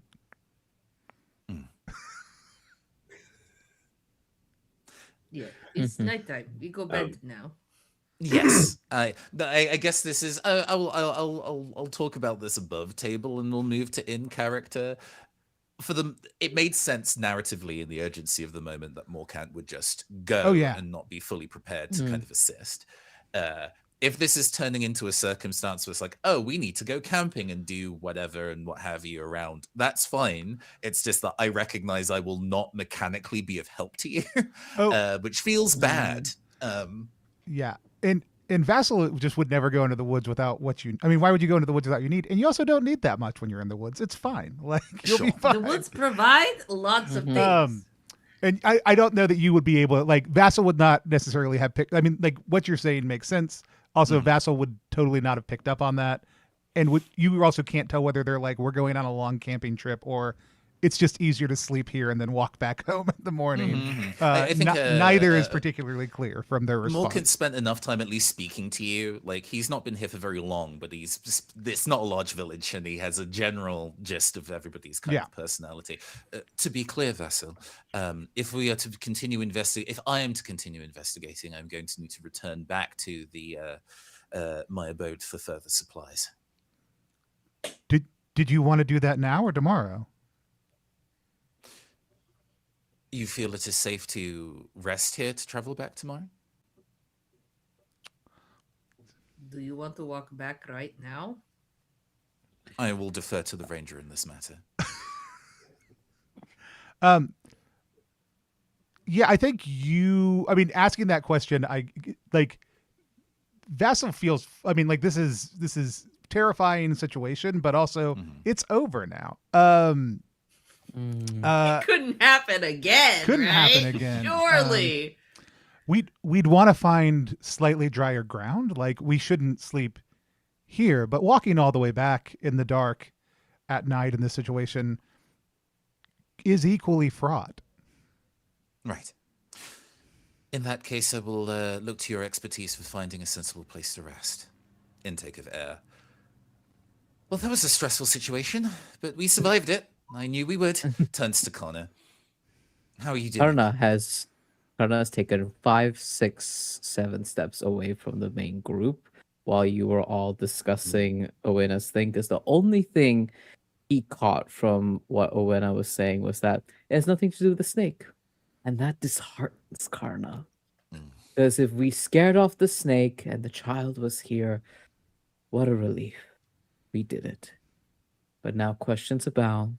The shadows stretch longer, and the child is nowhere to be seen. So I think while they were conversing on the very, very important logistics on whether we went, resupplied, or camped, Kana took a few steps further into the darkness. Still, because this is an ongoing thing, the invocation goes until I turn it off. We see Kana kind of just like using the consecrated flame and is looking in the darkness. He's desperate. He thinks of those bright eyes, those bright, honest eyes of this child who he admires, who he believes is honest and kind and a valuable community member of Stonetop. and looks around. And he's like, Tomos, Tomos, but nothing. Yeah. I think you feel the hand on your shoulder again. Sorry, but before we do this, I just want to check in. Karna, is this color or are you seeking insight? Sure, let's make it an insight. That's sure. I was thinking more color, but let's do it. Mhm. Let's do a funny roll. Hey, if you get a clue, that'd be great. Let's do a funny roll about it. Oh, wisdom +2. Yeah. Let's do this. I'm good at it also. I'm good at it also. I'm good at a few things, I promise. That's a 7 plus 2. That's a 9 total. Okay. So you get to ask one of the questions from the Seek Goodness. Insight list.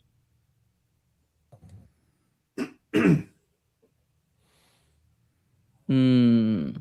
And while you're thinking about that, I remembered that I owe Vassal an answer to what happened here recently. I was going to come back to it if you didn't, but yeah.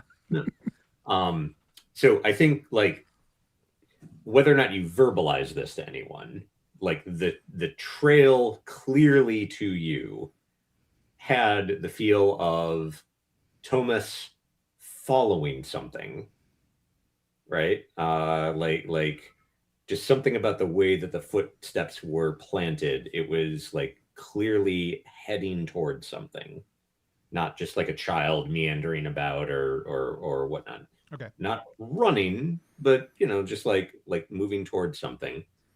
And then they stopped standing still. Like it's not like they stopped, like disappear mid-stride. They stopped. You think maybe they were looking at something or talking to someone, but they were standing and then they just are gone. That's the last step of them. Okay. And Karna, you were like looking around in the dark and seeking insight. What do you ask? What here is not what it appears to be. How far are you willing to wander in this? That's a crazy question. Go. He's still 10 to illuminated, 15 we can feet. see him.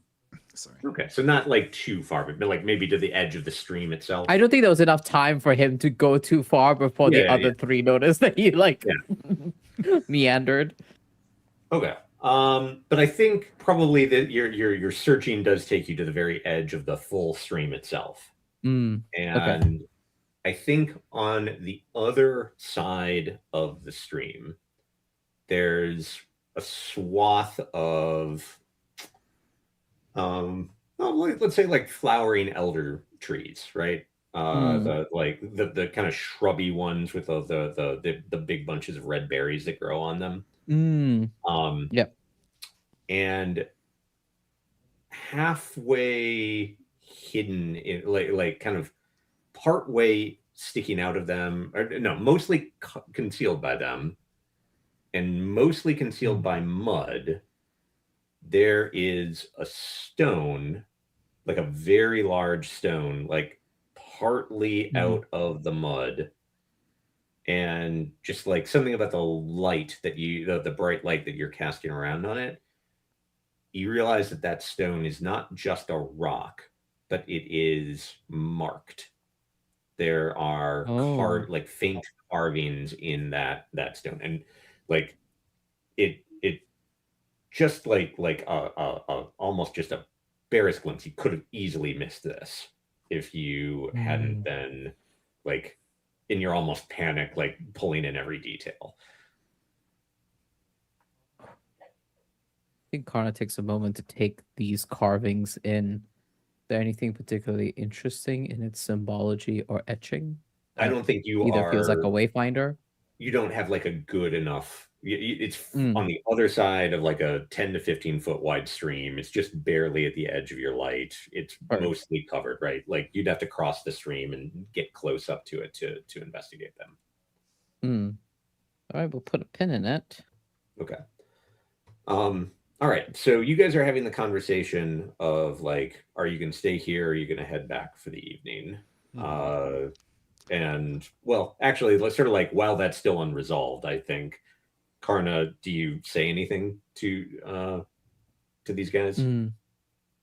As Karna returns from that, returning to the conversation, Karna says, "I saw something in the distance. It is some sort of submerged stone and mud. It had carvings, etchings on it. Hmm. I am inclined for us to try and find Tomos a little longer. If we return, the trail will go cold. We do not know where the child is. The race against the clock." There's a nod. I can understand your concern, and I share in your concern. I suppose there is always a tightrope between acting swiftly and acting in a way where we can still operate effectively. If we run ourselves ragged or break ourselves, we become ineffective at finding who we're looking for. But Vassal has made a strong suggestion for finding somewhere at least marginally drier near here to stay. And then maybe we can look around in the circumstances in daylight, even if we do need to head back afterwards. All right. All right. As much as I hate to spam moves and do like that, I also do want to do one more thing before we like Vassal has another thing they would like to do before we make camp. Given that this is probably a normal marshy accumulation, like I'm sure that between Owena and I, we probably know places nearish that would make a good campsites generally. Absolutely. But before that, I want to pull out just something small out of my pockets and mark an item. I want to pull out a little like set of like leather, thongs and like with just little bits of metal hanging on the end. And I just want to move around the area with that Tomas disappeared with it out and happens. I am sure I'm trying to either perceive things or know things here. But no, I don't even think this requires a Okay. roll. Like I think you're just describing doing something, Yeah. and like I will tell you what you discover. Cool. And if you want to go further, you That's can. great. I think like as you are kind of wandering around where his footprints were, and like particularly near where the footprints are, there is a. Are they all iron, or are they some of the little things bronze or tin or lead, or is it? Yeah, I am sure it is probably a mix of like iron and bronze, primarily. Okay. I think you wouldn't notice this if you weren't looking for it, but I know what you're looking for, right? And I actually am going to say that a slight twist on your detail from earlier that you established, it wasn't that all of the metal pointed towards a particular direction. It's that it all pointed away. And when you are like kind of dangling this thing around, the iron bits that are dangling, they push away ever so gently from that stone that Karna found on the other side of the stream. Okay. Yeah, I think that's great. I think that's great for the night. That confirms what Vassal wanted to know.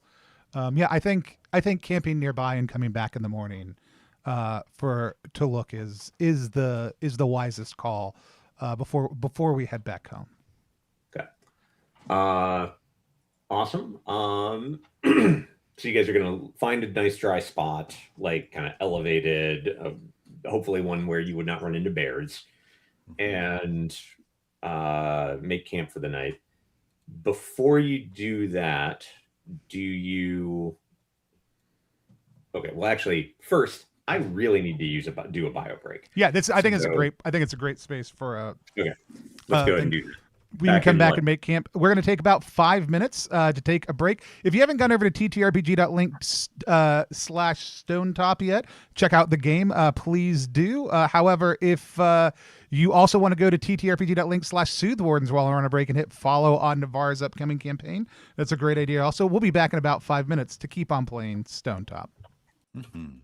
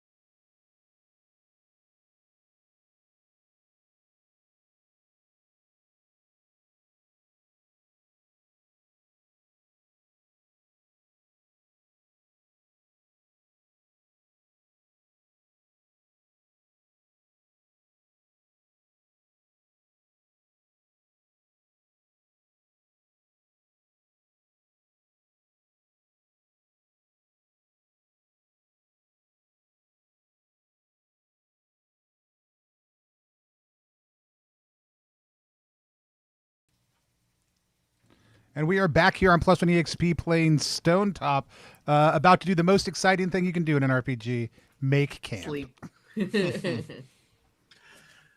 All right. So actually, before making camp, one thing that I did want to point out, Owena was injured in the fight, right? At least like a little bit. Lost some hit points. Yeah. Now, you will recover hit points on making camp, but things could, of course, happen during making camp. Yeah. And you had already mentioned that you were taking out some poultice and applying it to the injuries. So that actually is a move. That's the recover move. So if you look under the expedition moves section, I see. Oh, recover. Hello.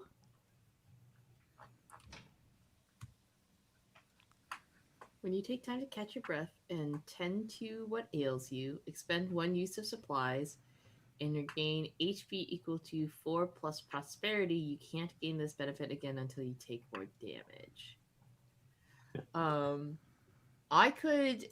Would this be a good time to use my undefined have what you need and give myself supplies?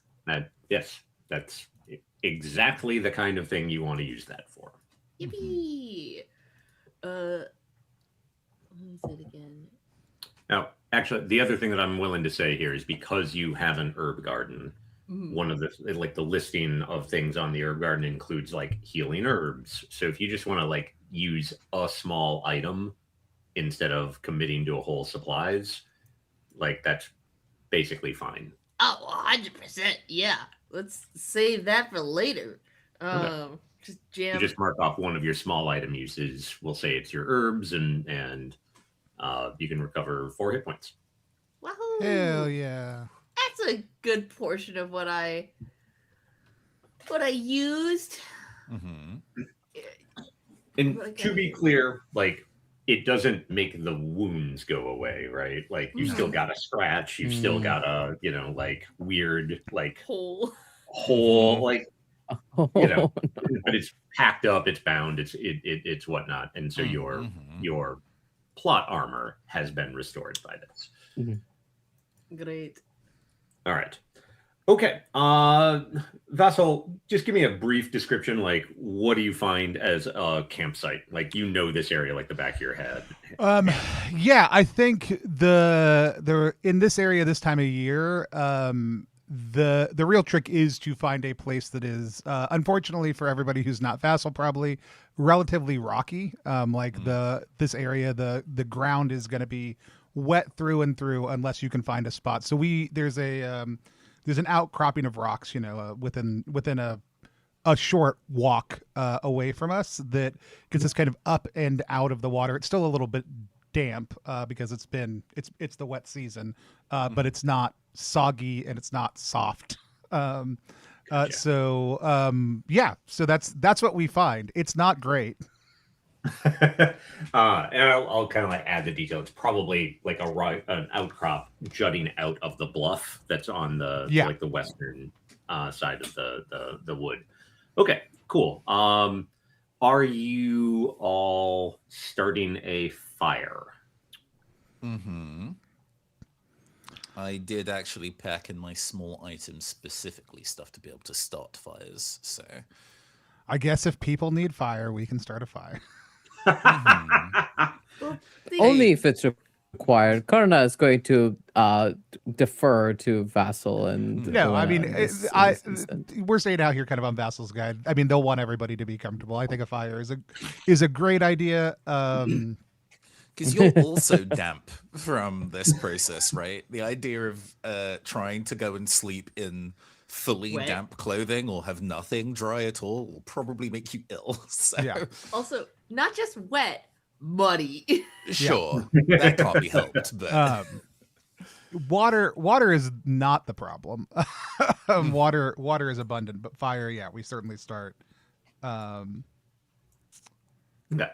Cool. So you guys start a small fire and are huddled around it on this little rocky outcrop in the dark, having just fought a manifestation of blood soil.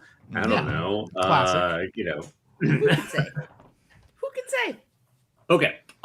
So then each member of the party must consume 1 use of supplies or provisions, or if one of you has a mess kit, which requires fire and water to use, then then 1 use of supplies can provide for up to 4 people. Now, all of that said, you guys like already presumably had dinner before, right? Because this happened like in the evening. So basically, if you skip this part, it's not going to be anything problematic. You just like Darby, you won't recover your 1 remaining hit point. Like lost hit point. I don't think anybody else took any damage, right? No. No. Okay. So like basically, you'll just be a little bit hungry and grumpy in the morning if you don't like everybody spend supplies. Just like eat some twigs. Like, Yeah. But like if you so mostly this is a role playing decision, not a mechanical. Yeah, one, I right? think So are you- Vassal just by grabbing their kit and also not planning on being out here. Like we are planning on going home tomorrow. I have a mess kit with me. There is no reason to not use. I will go ahead and mark a supply and use that. Okay, cool. And then one of you will need to have like also should mark supplies to like then expend a use to feed everyone. yeah, I'll mark supplies to do that. Oh, okay. It would of the people here, it would make sense that like That makes Owena sense. and Vassal are like The 2 ready prepared to ones. rock and Yeah. roll. Sure. Yeah. Yes. Yep. Yeah, Okay. that makes sense to me. So so at that point, like that just kind of takes care of the mechanics, right? I don't. Well, I am still thinking about whether I'm going to have anything happen. But in the meantime, I would like to take advantage of one of my favorite moves in the game, and that is keep company. So when you spend a stretch of time together, ask the others if they want to keep company. If they do, take turns asking a PC or NPC one of the following. And then there's a list of basically conversation prompts. Sure. To which we can either just kind of quick answer or like actually play out a scene for, depending on what folks are interested in. Does that sound good to everyone? Yeah. Oh yeah. No, I hate role playing in my role playing game. That's not why we play RPGs. Well, it's a check-in point, right? Just to make sure that like I would really rather get something accomplished this session, right? As opposed to Yeah. Okay. So I'll let you guys read through the questions and decide which ones you want to ask. Yeah. But if anybody wants to go first, go for it. I'm down. I think it's been vocalized from the perspective of like Kana and Owena about how they feel on the circumstance and so on and so forth. But let's go ask the question of Vassal. Who or what seems to be on your mind? Yeah, I think it's like being out in the woods like Vassal does, even though we are laying down to camp. Vassal does have their mask on still, so it is a little difficult to like read, I think, at first. But you saw them pull out these like leather like thongs with pieces of metal on them, and they just keep on like rolling them over in their hand, and they keep on looking like over at Owena in a way that I think really clearly lets you know that like Tomas and like is it Owain? Is that what your brother's name? That like Thomas and Owain are clearly on the forefront of their mind. Like internally, Vessel's playing over the conversations Owena and they have had, like moments with like just the years and also this current moment. And I think it is very clear they are taking seriously Tomas's mother's admonishments of them in this situation. I did put together that Luella is Thomas's mom. That makes sense. Adopted she mom. has every right to be apoplectic. Yeah. Goodness me. Aunt ish. Yeah. Gotcha. Fine. Caregiver. Relative. Caregiver. Yeah. There's a lot of names and interrelationships to remember.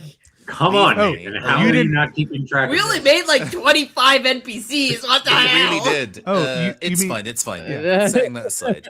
Yeah, I mean, Um, I obviously remembered. That's why I said Tomas's mom and not their actual name. He Morkan like generally assists you with the instruction of like the camp setting up stuff and doesn't really say anything doing it, just kind of follows your instruction.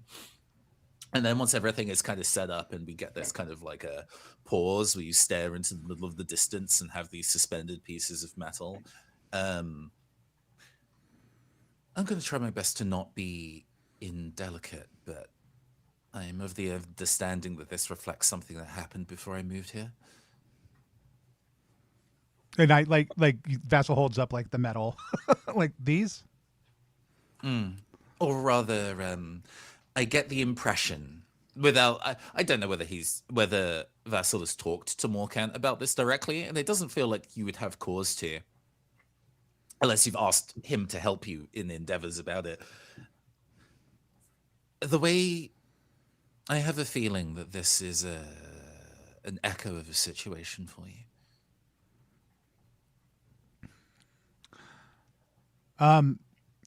Yeah, it's not the first time that something like this has happened, but it's more someone else's story to tell than it is mine. That doesn't mean it doesn't weigh on you, though. I can tell. You don't need to. It's late, so I'm not going to ask you to recount to me the full story. But, well, it's my job to offer harmony within Stonetop wherever I can, and if there's anything within my knowledge and expertise that could help, I'd be more than happy to offer. We aren't in Stonetop. That laugh is in character. I think that's genuine. That's a fascinating way to think of it. I suppose then that I am moving beyond the bounds of my role by being here. Then there's a tired smile. I love that. Is there more you want out of that scene? Not necessarily. Okay. I think beyond that is I'll leave you to rest. Although filing that I have managed to fight an embodiment of chaos with my man catcher is definitely an interesting thing that will be in the report. It was impressive. That, unless it's a very, very genuine smile from Morkan. Good night, Vassal. I'll pick up on that. What's for Karna? What new thing do you reveal about yourself? I think is the question I want to. Well, you just had some big stuff happen, so I feel like this is great. A great pickup on that. No, I love that. No, I'm very pleased that you choose that. I think Vassal, I think we've interacted some, right, with this shared background and interaction, right? Yeah. Um I mean, Tafini has certainly had Karna- us both over at the same time, repeatedly, probably. yeah, yes. And I think Karna puts on a very, very controlled, very expected presence in Stonetop. Everything that they do feels very expected. Oh, they're helping out. Of course they are. Oh, they're doing prayers. Of course they are. They're connecting with folks. Of course they are. And I think the new thing that Karna reveals about themselves in this moment is this sort of longing, this sort of like lost longing. They are huddled by the fire of the camp, and this at this point would have stopped the invocation. It's no longer ongoing, and is staring into the flame, and then every so often staring up into the sky, stars, and I think you see almost that youthful longing, that youthful wonder of questions, uncertainty, not the kind of like prepared spiritual leader that Karna often lends himself to be. Love it. I think maybe like when I see you kind of looking up, uh, and we can play this out fictionally, but I think maybe Yeah. like I mean we can play it out or not. I think Vassal just like kind of notes this, takes it in, and also like points out a constellation that's particularly important to like our like common heritage, right? This just happens to be like high Yeah. in the sky at that point in time as this like as like a way to kind of acknowledge that they see this difference in you in this space where like some of the normal responsibilities have fallen away. Absolutely. And I think Can I Karna make definitely responds. Can Sorry, I go make ahead. a quick suggestion? Let's call the constellation. We'll call it the Wanderer. Excellent. I'm making a note of that. I'm making a note on that for no purpose whatsoever. Geography wise, if Uh, Lagos is very, very far south, then at least in the real world, constellations on different hemispheres are different. But there are some at the far edge that are shared. Yeah. So I guess this, depending on how far away Lagos is south from Stonetop, this might be one of the Or- few constellations you still see. Maybe this is one that's known to move between hemispheres depending on the time of year, and that's why it's called that. I love that. And I think what Karna would share with you, because we're talking about shared heritage, right? Um, we see that Karna offers almost clumsily. You don't know very much about Karna's background, and then Karna just kind of says to you, "Is like, oh, my mother loves that constellation. She named my younger brother for it, actually." Uh-huh. And then realizes what he has done. Not talking about a life long gone, and then shakes their head. It's beautiful here, but it's darker out. I'm just gonna. Turns out Vassal's a bit of a bitch. It's beautiful most of the time. And Karna will nod and just sit in silence with you, afraid to spill more. Who knew the real monster is vulnerability the whole time? Don't worry about it at all. I'm so normal. It's Vulnerability also normal has and poison breath, yeah. Speaking of poison breath, hey Owena, Yeah? hey Owena. Are you After spending telling me some- something I need to brush? After spending some time with Vassal, Karna will come and check on you because you sure did have a arrow just spat into you with a hole in your body now. And Karna will come and check in on you. What do we find ourselves talking about? Ooh.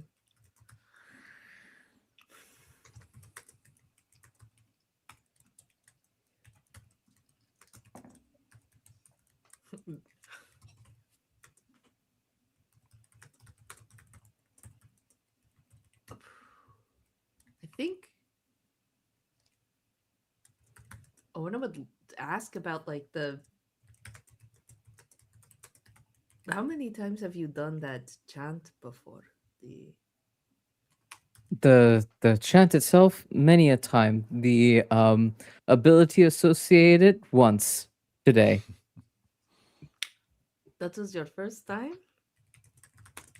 Yes, you are looking at me with the smile of a jackal. Why? Um would one well it's been a while since Stonetop had the Lightkeeper, and it's Yeah, I've been told. I've It, been told. I'm surprised you came with so little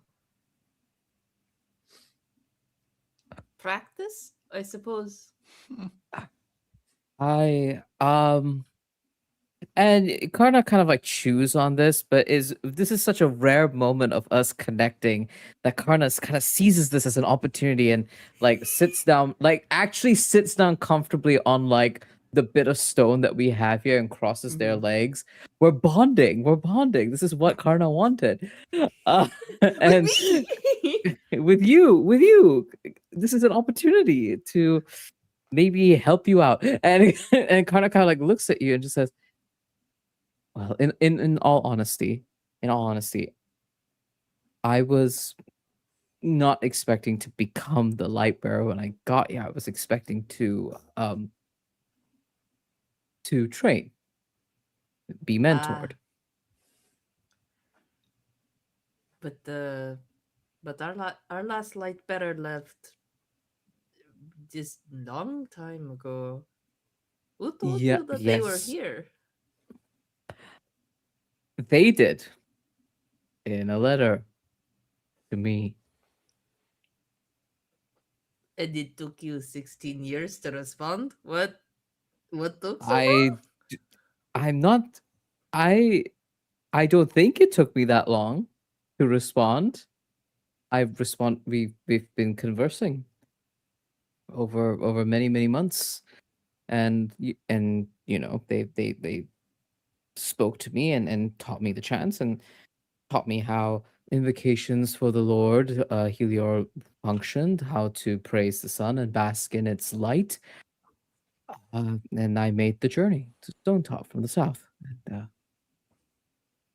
well, you know the rest. Wow, they really threw you in, hey? Yes, yes. I find that sometimes life has a funny way of doing that. Isn't that right, Oena? Perhaps. Perhaps, but I've done this couple times before. Not snake thing. Snake thing new, but being in the woods normal. Searching for missing You've child, unfortunately normal. More normal. Done before. you've done that before. Hmm. How fared And that child? I don't know. We never found him. I'm Still sorry looking. to hear that. Yes, well, I think he's still out there, so we'll find him someday. Just like we'll There find is hope in your Thomas. voice yet. Yes, well, what else are we supposed to have? Am I supposed to assume he did? I'm just saying that it's heartening to hear hope in your voice. Hmm. Do you not hear hope in my voice often? I don't know. You tend to slink off to shadow or hop into a bush when I am within 10 feet by you. Hmm. Karna, Yes. by any chance, is Karna taking this opportunity to look on Owena's soul laid bare? You know, I will do it. Sure. Let's do this. All is illuminated for those of y'all who missed me using this move yesterday. When you look closely on another and see their soul laid bare, roll plus wisdom on a 10 plus. Ask their player one question from the list below. And what would make them feel loved, beautiful, or worthy? On a 7 to 9, ask them one question from the list. In any case, they must answer truthfully. So I will Before you roll, Yes. Owena, are you like kind of see Karna like looking at you a little bit weird? I think you have a sense that something is happening. Do you wish to interfere with this? Yeah, you can. Honestly, I'm torn because as a player, I kind of want this to happen, but also I just think that the mechanic interfere is so interesting, and I want to use it. So we gotta badly. do it. I think. I just feel like just if only because Owen is like, what the hell is this? Yeah. Let's do it. Let's do it. You'll need to Okay. relax. So how are you interfering with this? This feels like an exert willpower, rely on senses. Like Owena is trying to get a gauge on what you're thinking, so she can better understand what you're about to do. I Mm, think. yeah, skillfully Just- sidestep. Yeah. Yeah. Like, like I'm into when it. there's somebody who is about to ruin your friendship by saying like I have feelings for you, like, and you're just like Well- sussing that out. I That's actually bizarre. feel like this actually sounds more like int to me than it does I'm so willpower, happy to roll with int. That's right? so fine. Intelligence is my better stat, anyways. Wow. We could also. Sorry, I just realized you could arguably call that to employ speed, agility, or finesse. But you know, to artfully I dodge think a it- question, sure. It doesn't matter. It doesn't matter. Double snake eyes don't mean doesn't Okay. mean diddle and squat. Wow. Oh my god. okay, I'm This gonna. giveth and taketh away, truly. I'm so glad this happened while we were making camp. It can only be good things. Like the best time Only to good roll things snake can eyes. happen. Do I get experience from this? Oh, you get experience for it. We're gonna bank that 6- for a moment because I want to see what happens when Karna does in fact. Thank you, benevolent GM. Oh yeah, no. This Great generosity. is not going to be benevolent. Such great generosity. All right, I will roll. I will roll plus wisdom. Let's Mhm. see. That is a 6 on a die. Plus 2 is 8. I ask you one question on the list. So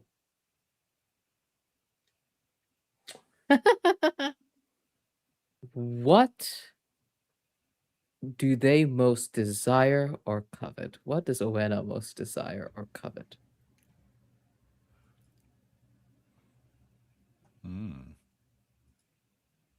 Does it have to be? It doesn't have to be a literal item, right? It doesn't have to be a little item.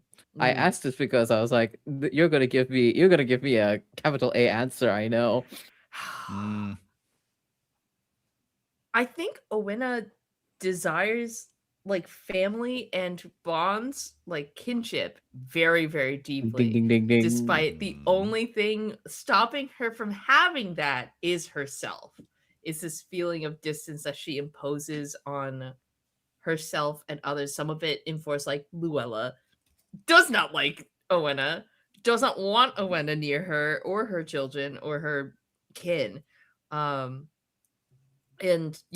people in the community in Stonetop, at least when Wayne first disappeared, there's a lot of like mixed responses, and then through the eyes of a child, a lot of ways that you can read adults' responses to you.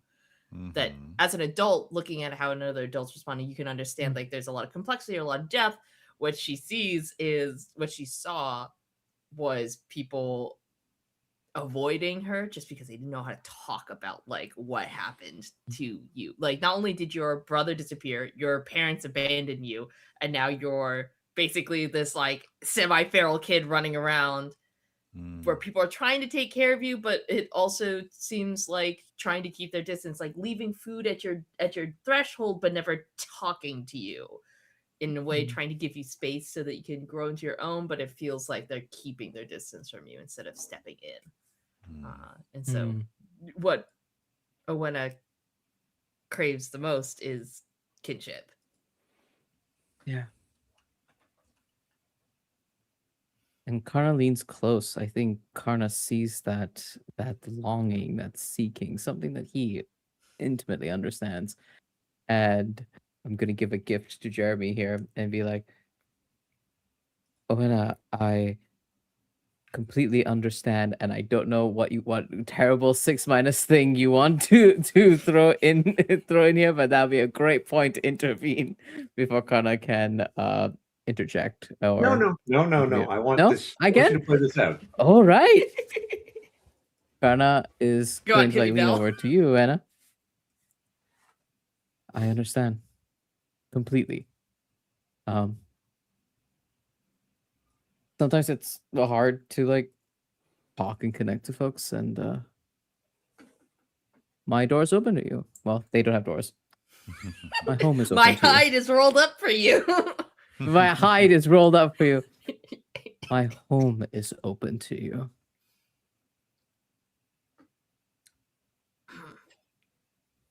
Thank you. I'd say my home is open to you as well, but it is kind of gross, not going to lie. It's kind of messy. Or Fear whatever. not. I've been to many a home in Stonetop, and there are all sorts. Yeah. Luella's house makes me feel bad. she has very clean house, Mm, very organized. don't like that. No, it just makes me feel bad. It's great. The clean house is good, but I can't help that house has 10 years of neglect on it, and hers does not. Well,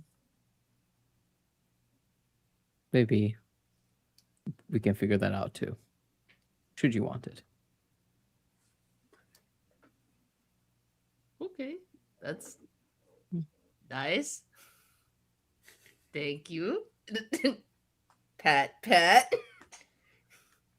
Kind of looks at the strange way you're like patting his shoulder, but this is progress. not even like contorting the hand to the it's literally just like flat, like like a person who's never pet a dog before petting a dog. Yeah, like,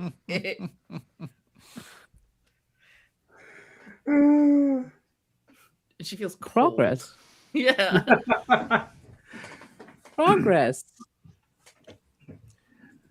Okay, so the 6-. Oh no.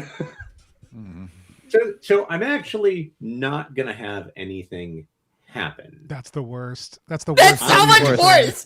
You understand that's worse, right?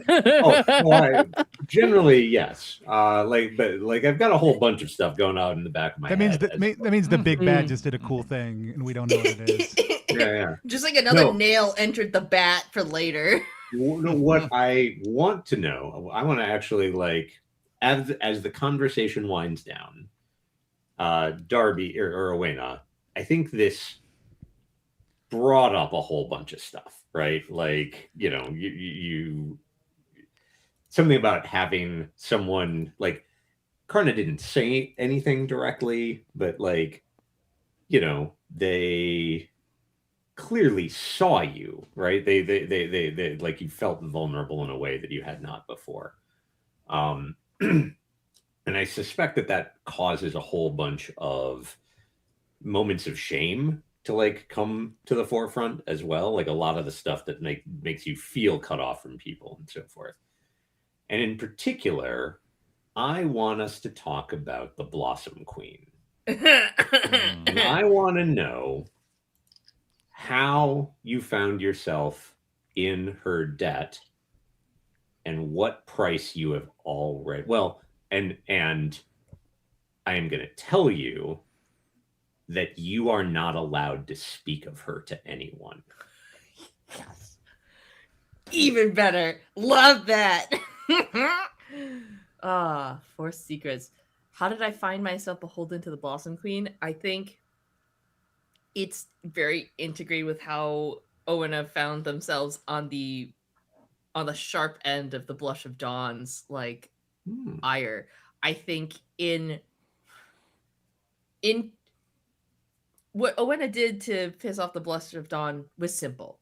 She simply declined repeatedly to join the throng, to just said things like, "Oh, yes, I think you're very wonderful. You're very beautiful. You're great. You're very lovely. You're very lovely. But again, it's this like separation. There's like throngs of people, and then when it's like I'm not comfortable around lots of people.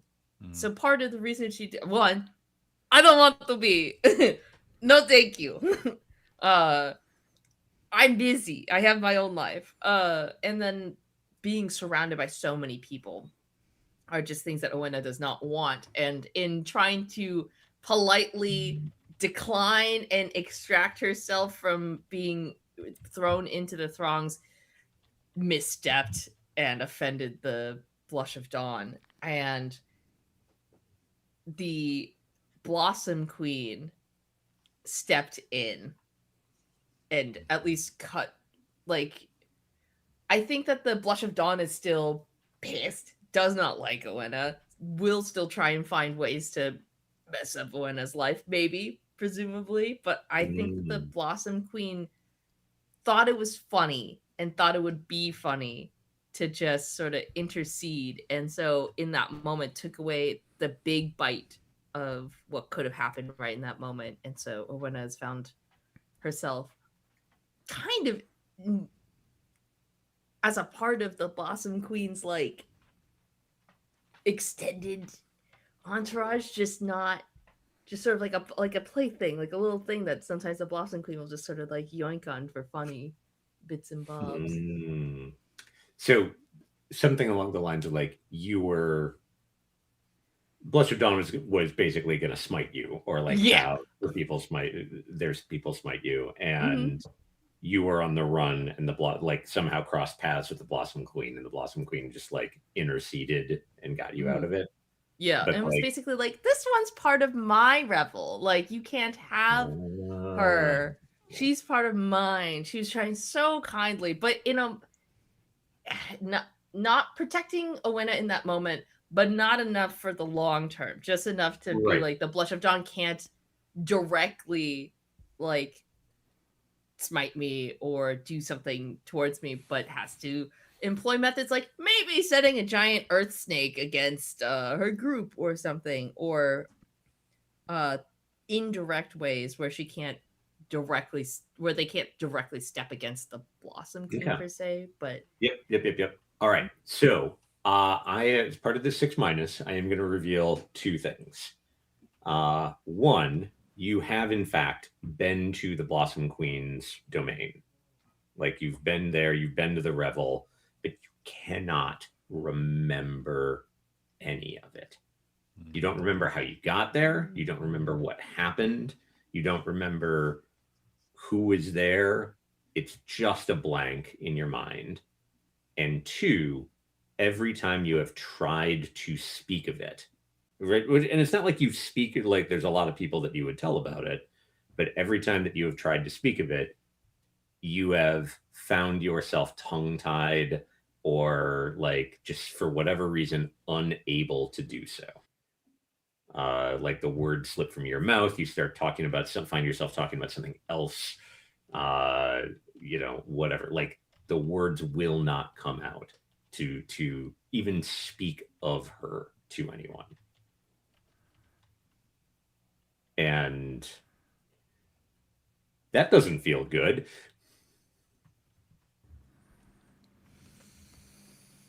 No, it does not. All right.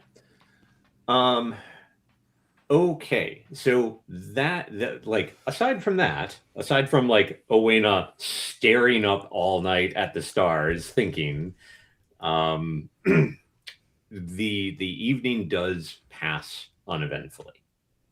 And the like you guys, Karna and Morkant in particular, like that was possibly the worst night of sleep you have ever had. Yeah, bad time. Like I imagine Karna had to do a bit of roughing it on the months-long journey up here from time to time, but like probably not on a rock in the woods while covered in mud. And the circumstances are stressful too, so not great. a little. Yeah. So like, we're not talking debilities or anything, but everyone is just like, ugh. Deeply unpleasant. Yeah.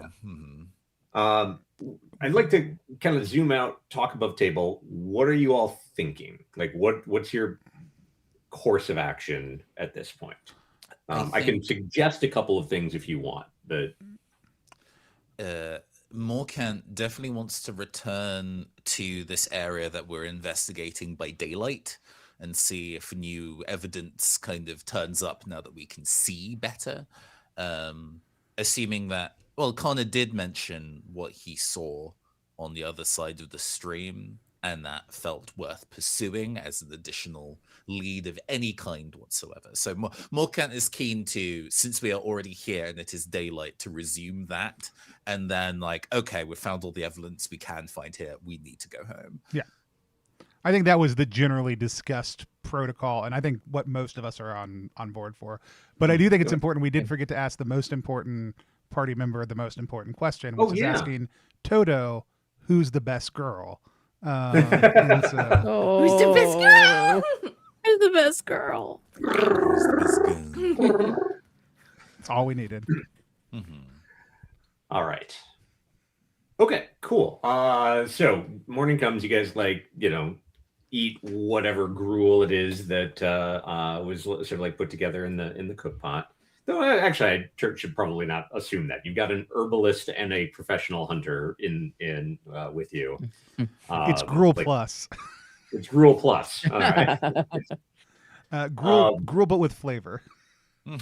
Probably. I mean, it's spring too. You probably have some delicious mushroom stew going on here or something.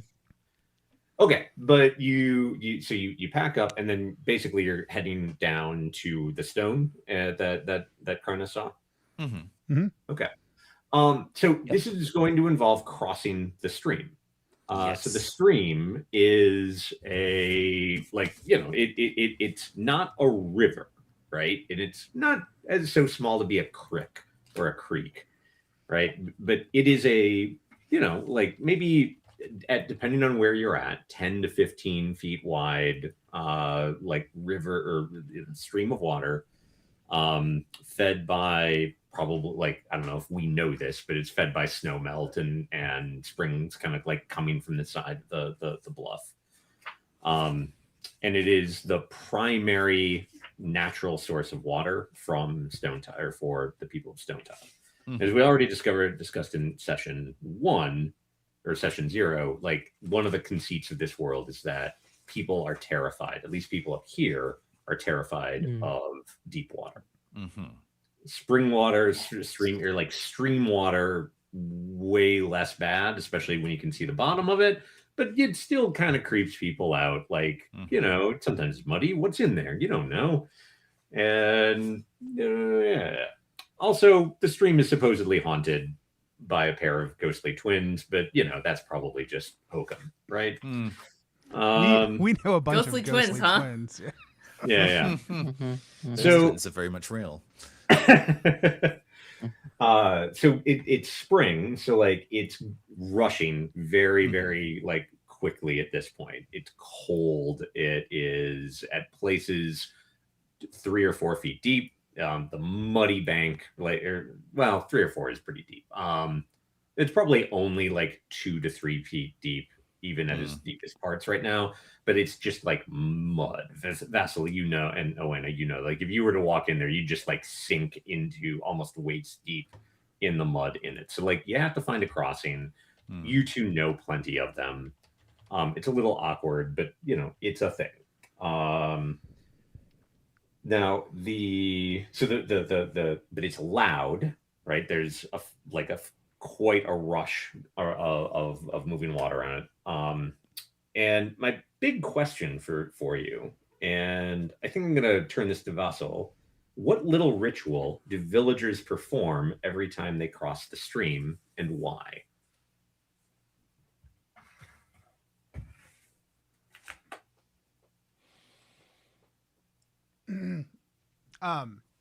I think anytime we cross the stream, the first step is backwards. So you turn your back towards the stream, take one step in and then turn around and proceeds. Like the hope being that like you're essentially any danger that you would be confusing it into thinking you were coming out rather than going in. Oh, interesting. So like it's not so much the stream, it's like the what's on the other side of it. Mhm. You're like convincing it that no, I'm leaving, not I'm coming. leaving, not coming. Interesting. Okay, that's really cool. Morgan and Karna, what do the two of you make of this ritual? I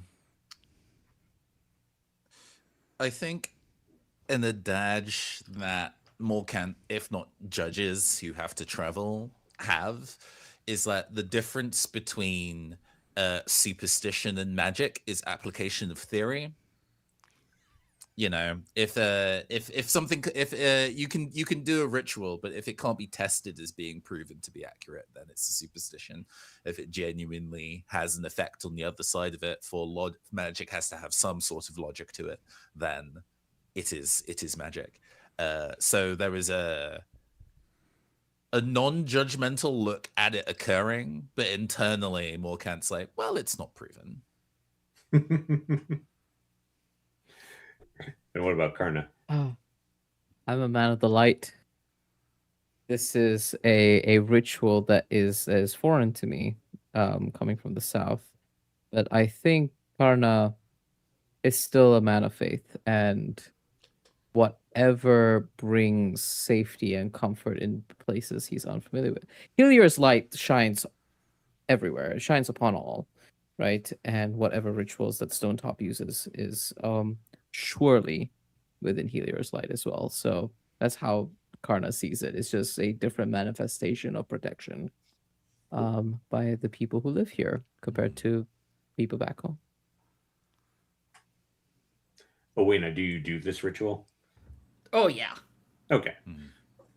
I could see it Oh, going yeah. like in a couple of different ways. Mhm. Okay.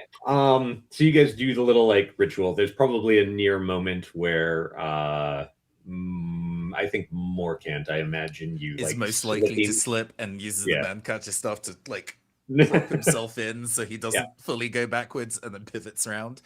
Yeah. The stream will not get me today. Okay, so you guys make your way to back down to where that stone was, and as you get there and you start to dig it up, Vassal and Owena, the two of you recognize this once you start to pull it up. You didn't realize that it was here because it looks like it's been sort of like had been buried in mud and whatnot, and like a recent flood has kind of like washed some of the wood away, the mud away. But it's a waystone. And waystones, there's a few of them that you know of in the woods that they're basically old tech of the Green Lords and the Fae. The Green Lords being like the makers that used to kind of dominate this area. And they're very heavily associated with the Fae.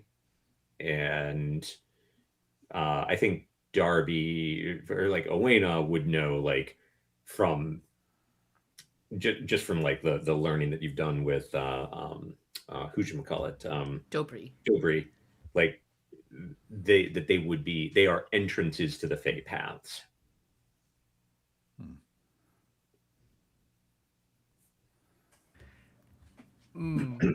All right. This is that is here. If you would like to know more, either of you, I think a know things roll would be in order. Can I make a know things roll You if they certainly explain can. this to me? I'm making a no things wrong. Oh no, yes, you got the int to do it. No worries. Yeah. No worries. We can both do it. I'm repeating on doing this. Oh, actually, let's use the mechanics here. We have a help action. I can aid. So if I go to specifically help you in kind of like consolidating the atmospheric knowledge of this thing vaguely that we both have, so I work with you on it. they can you can either the GM picks one. They can accomplish more than they could alone, or they gain advantage on their rolls. So what does my kind of assistance of the knowledge and research that I've done help Owena here? I think I'm just going to go with the advantage here because she's already going to get the extra question from being well versed in it. Mm-hmm. So I think just between the two of you kicking things around, just make sure that you're not missing anything. Yep.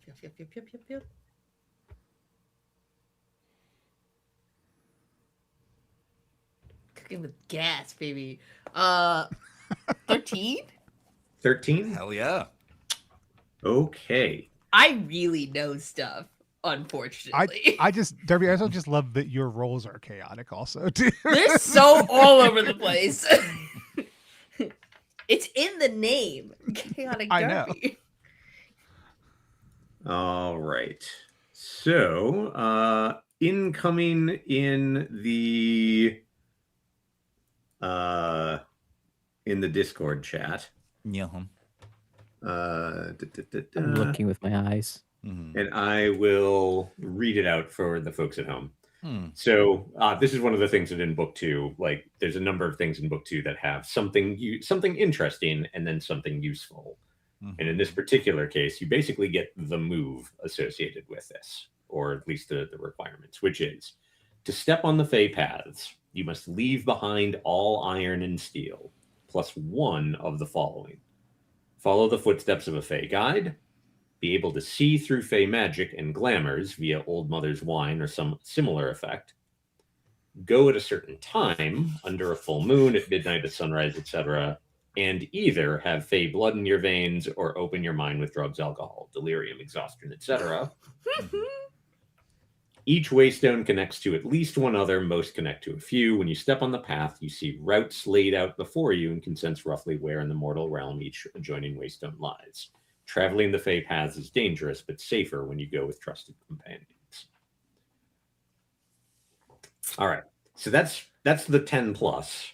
Mm-hmm. You also, on top of that, get to ask an additional question. Do I know whose waystone this, or who's on the other end of this path that we're about to take? Good question.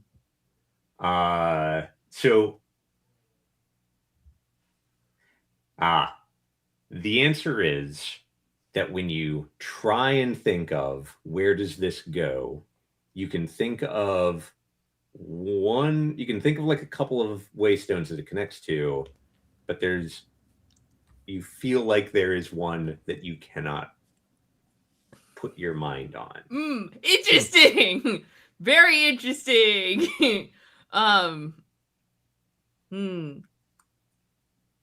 Does Owena remember how much of a gap she has every time she goes to see the Blossom Queen? Is it like she can't remember like a 5-minute radius, a 10-minute radius, or like she totally loses like a chunk of time? Or it's complete, like the handful of time, like you're not, like it's bad enough that you can't even remember how many times it's happened. And like when you think about it, it's like, okay, was that 5 minutes? Was that an hour? Was that a year? It's super hard to tell. And just like Fey time is weird and fluid and fucked up anyway. So like, even if you weren't like having your memory messed with, it would be hard to tell like how long you would spend in those places. Did I just zone out for a bit, or did I get yoinked into the Blossom Queen's domain? Who knows? Owena's gonna pull. Can Owena? Do I have a notebook or something that I could scribble in? Morkant has papers. If you need to write something down, like as this is kind of going, he pulls out and like they can't be watermarks. That's not how this works. That's not the tech level. But they're dyed. General dye is a thing across the thing. There's a really faint, like this kind of desaturated sea green that Morkant's vestments are in, and so a much paler version of that is across all the papers that he has. And he pulls out a set of those and probably a charcoal stick as we discuss what's been going on about this. He scribbles down like some of the runes that are on this thing. Did you need to take notes? Yes. Could I borrow some of that? But of course, here you go. How to write? Oh, do you not know? No, I know how to write. It's just what to write, I guess. I would like to remind you that you only know how to write in Green Lord. Oh yeah, nobody else can read this. Good Lord. I need to change Yeah, that. so you watched Owena start scribbling in something that you cannot read. Well, actually, that might not be true. Oh, really? It's possible. I would not put it past Morkant to potentially be able to read Green Lord script. Conversation. Probably not as well as you, by far, but actually, there is a guideline on this. So, Okay. Whoever made this game, so smart. What's that? Whoever made this game, so smart. Put all these guidlines in. It's like they thought about this, So many right? nice They thought this guidelines. through. Wow. Y'all should go grab a copy. You should like join the Discord or something. You should join the Discord and talk more about this game. All right. So, if a PC is literate and has some justification, then they can know things to decipher maker runes and glyphs. I mean, we basically know like Owena can just decipher and read and write in pretty much any Green Lord script. But like for Morkant, they could be required. Yeah, they could roll to know things, and then a 10 plus full meaning, 7 to 9, give them a sense of the text meanings and a few possible translations and a way to learn more. Beautiful. We'll quickly make this. I think as you write down this script in Green Lord. Morkant looks at it, a slow exhale of breath as he kind of takes in the information here. That is yes, +2, so that's a 10. 8 + 2. Nice. So what is the message that Owena has written? How common is it for people to know Green Lord script? Not very. Like Interesting. you would probably be surprised to learn that. Well, I don't know. I'll actually turn it back on you. The other literate, prior to you, the other literate people in the village would have historically been the previous judges and the clerks. So, like, would you have talked to them about the things you were learning? No, I don't think so. Then I suspect that you don't really know whether or not anyone else can read this stuff. But you do know, I'm guessing that you're a nosy little person and would have looked at what they tried to read what they read. And you would have known that it was a very different alphabet. Yeah.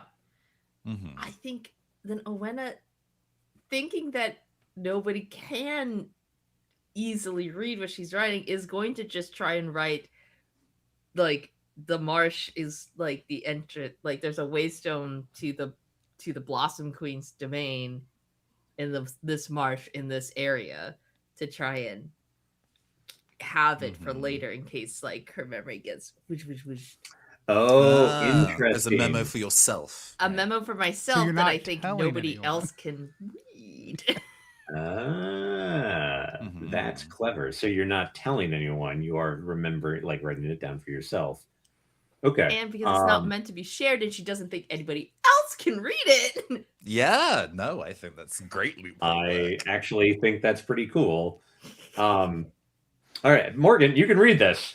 Right? Morkan looks at the notes and gives his notes and then this additional addendum from Owena. Interesting. So then this stone is activated, turns to Kana and Vasil.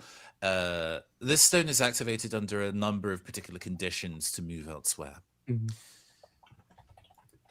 a lot of them feel unlikely for Tomas to have used, for example, to be under the influence of drugs or alcohol or delirium. As I understand, he was a lucid individual. He'd know this. He's met Tomas before. Yeah. Yeah.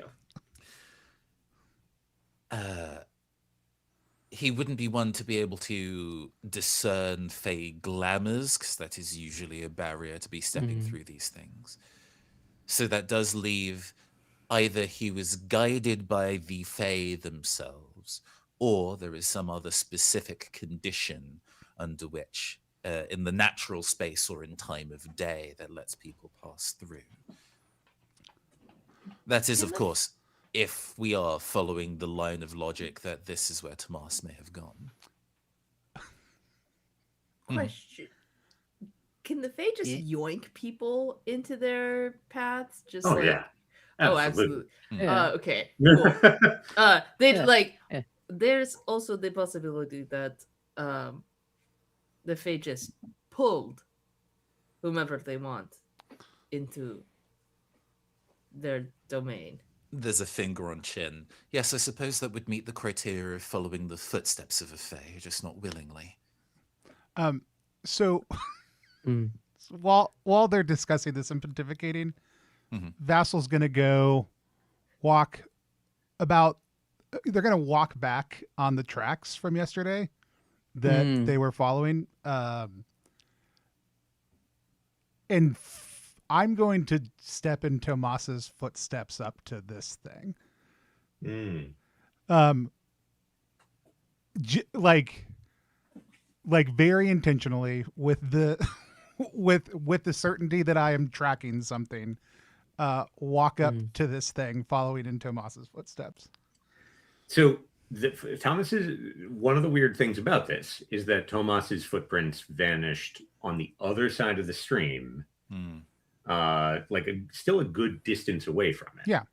I guess I will cross. I mean, I would cross back over to take. This I just run want to up be at it. clear. Like it's not like his footsteps walked up to this. No, I remember that you say I remember it saying it was, and they were obviously had stopped to look at something. But I want to take the same path of approach that they followed when they were walking.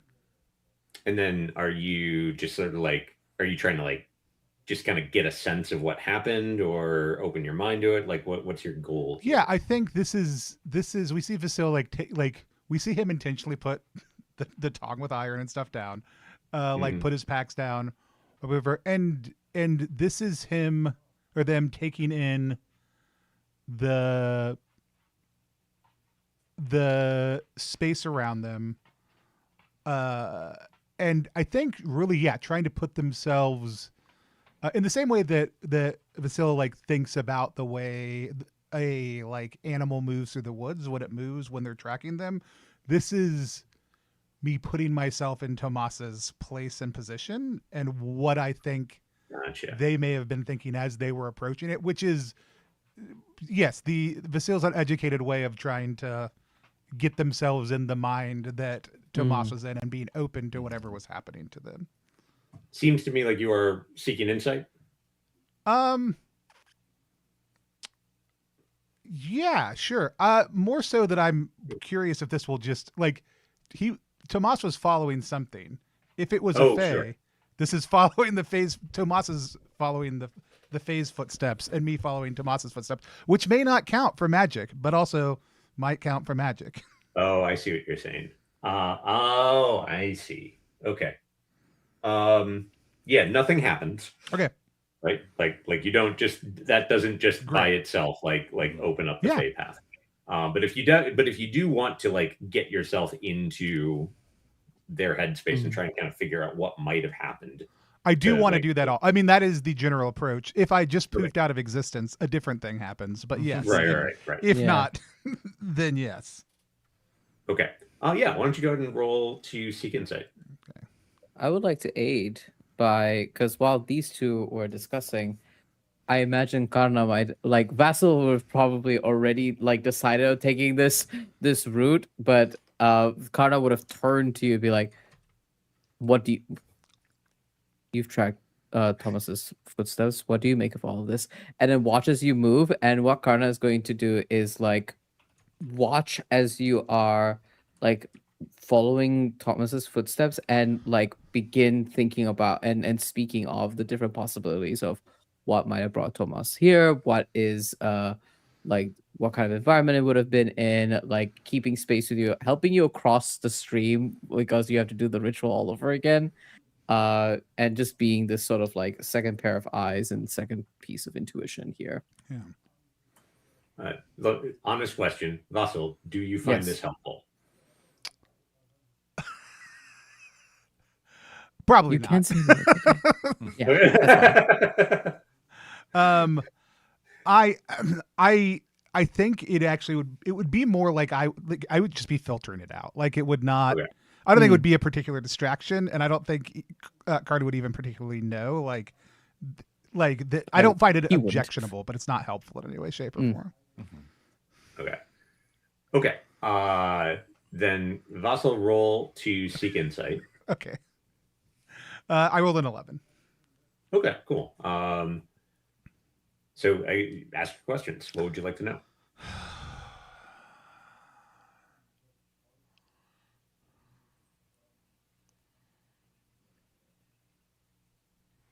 Man, I feel like I know the answer to most of these questions as a player right now. I could be wrong though. Let's see. I was actually kind of hoping for a low roll.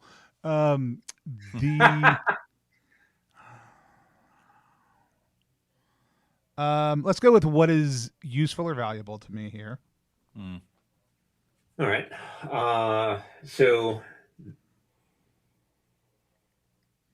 the obvious answer is the stone, right? Like the waystone, right? It clearly is like you are basically sure that that's like, if not where Thomas went, at least where the Fae came from. Right. But I think in the light of day, having kind of like heard Owena and Morkan kind of like kicking things around, you just sort of know, like, look, there's nothing that you can do to get in there. But there could, like, maybe the children would know, right? Or didn't Karna say something about Yorath, like talking about being cheated or you know, like being tricked, being cheated, something like that? Like maybe they know something, and you know, it just like it but it is pretty clear to you, like, you know, what is useful or valuable, the stone, but also things that aren't here. You're starting to think like you don't really have what you need right now to get to take advantage of this. Okay, and then what?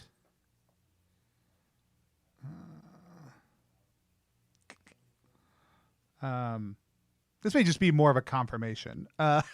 What happened here, I think, is the other one.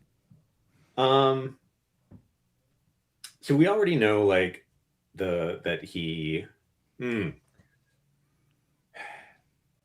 I think this is probably also like kind of like, if this were a show, we would get like flashbacks to the kids playing here, right? And like, you know, you having like talked to the children and like you kind of piecing it together from what happened. And I think you get a sense that like the kids were all kind of spread out exploring something. They're exploring this little stream and like chasing frogs or something like that, when something got Thomas's attention and drew him away from the pond, like towards the stream, towards the stone. And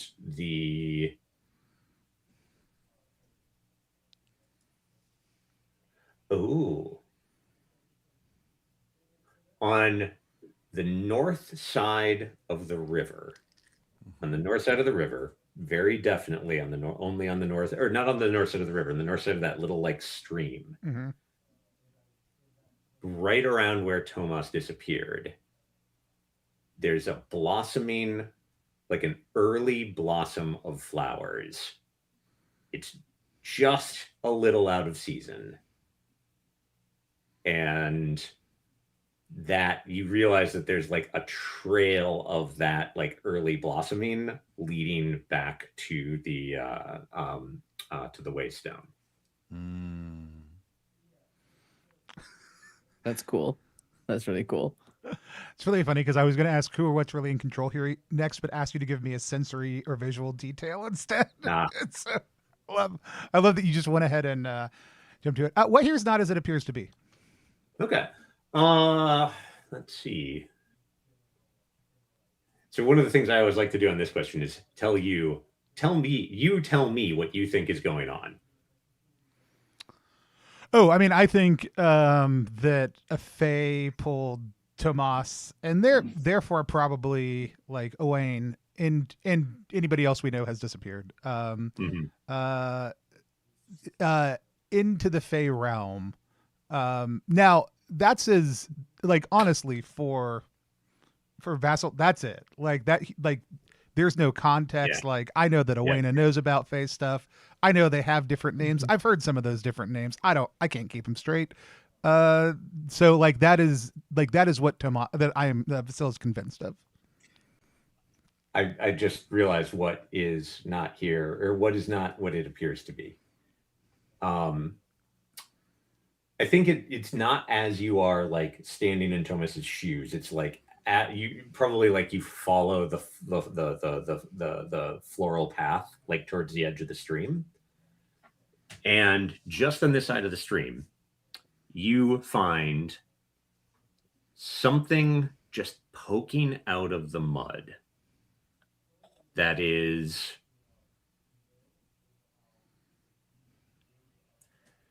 Morkant, what is something that only a clergy of, or like either a judge or a clerk of Aratus would have on them?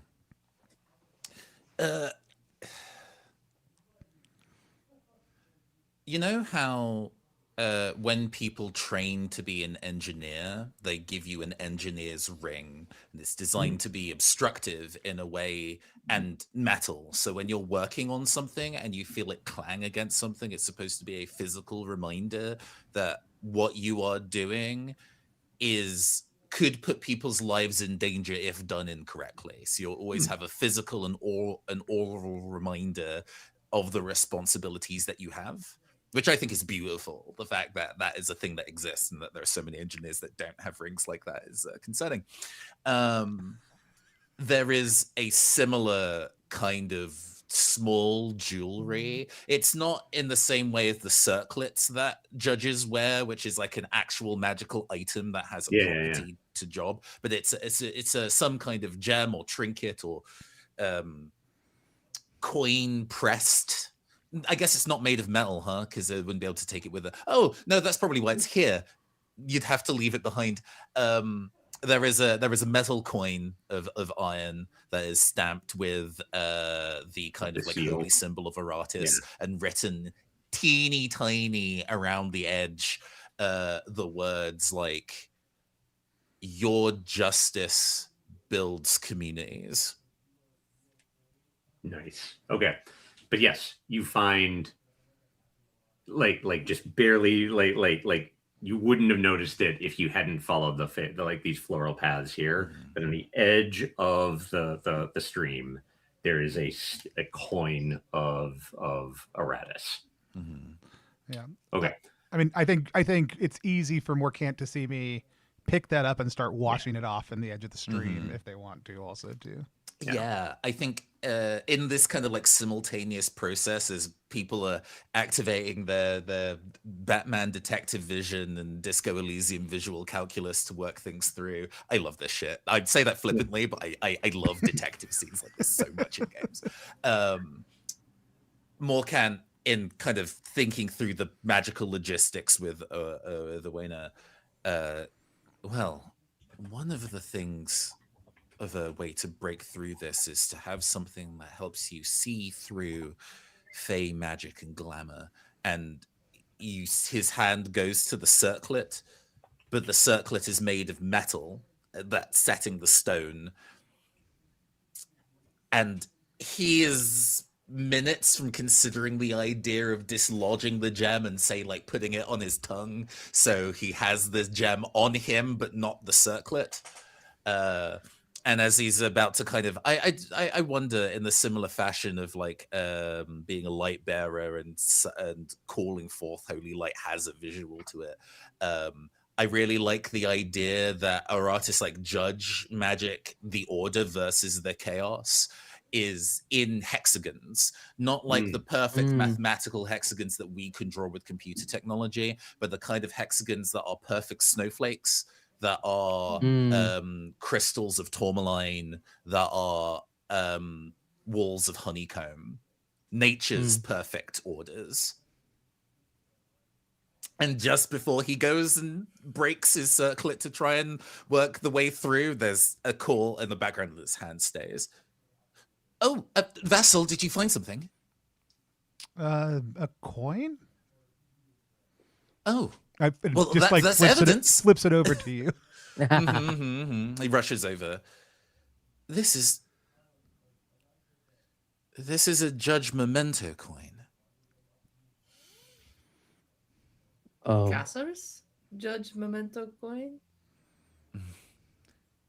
It could be Actually, I'm gonna just like make the revelation here, and I think this will be a good time to stop it. And I think like Morgan, you flip it over, and each one of these is stamped with like it's like dedicated to the judge or the clerk that receives it. oh yeah. And this is like you flip it over and you see your not Yorath. Yorath. Yeah, you it's see Yorath. Yorath's name like listed across the top. I love that. And in the absolute big like full like prestige TV Netflix drama, we get the coin on one side.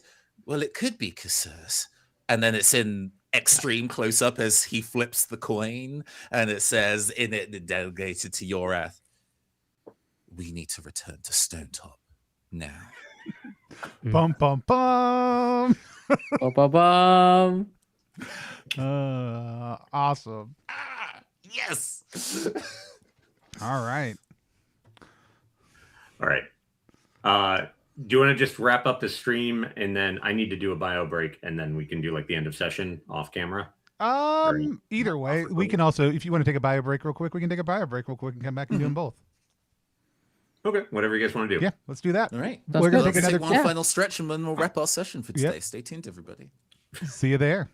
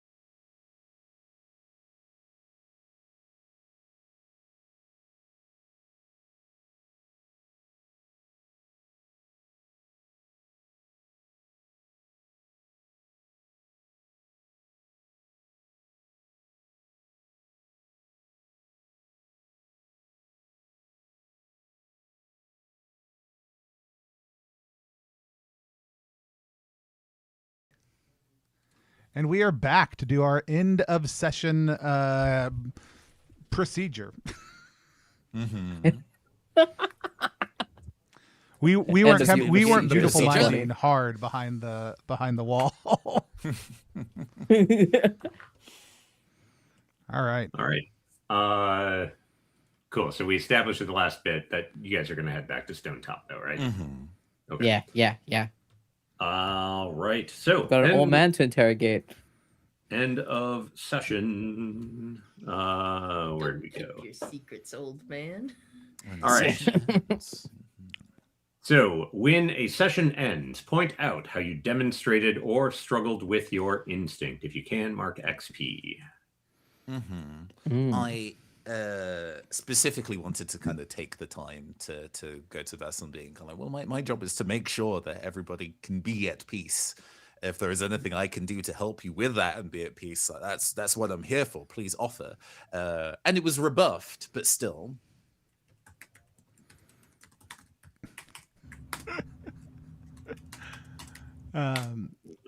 Wonder to marvel at beauty, magnificence, splendor. I took my long ass time with that snake, giving it a good old look on purpose. So Yeah, I was wondering if that like moment of just like I'm gonna just sort of take this in was intentionally based on that. I definitely decided that was a thing for Vassal, like before we even got into play. After I picked that one, like just like going out and being in nature and just taking moments is probably a normal thing for them.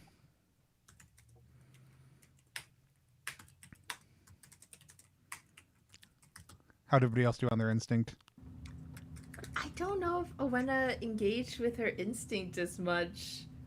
Again, just What is it? curiosity to seek answers that maybe you oughtn't.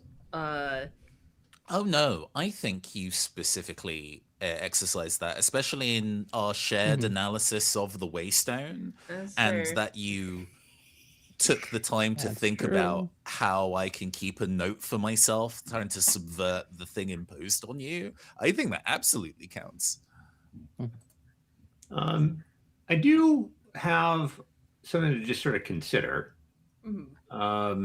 Your instinct is curiosity, right? Yes.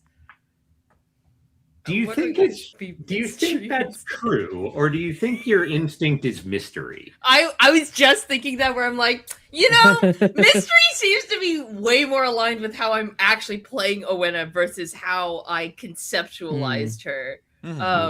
I do think mystery straight up lines up. Avoid straight answers to keep secrets. Like that's how you've been playing. That has been 100%. Yeah. If you're okay with me changing it. Yeah. Oh, absolutely. Yeah. Wait, you mean you can just change things if everybody thinks it makes the most sense in this game? I mean, I didn't actually write that in a rule anywhere, but you can.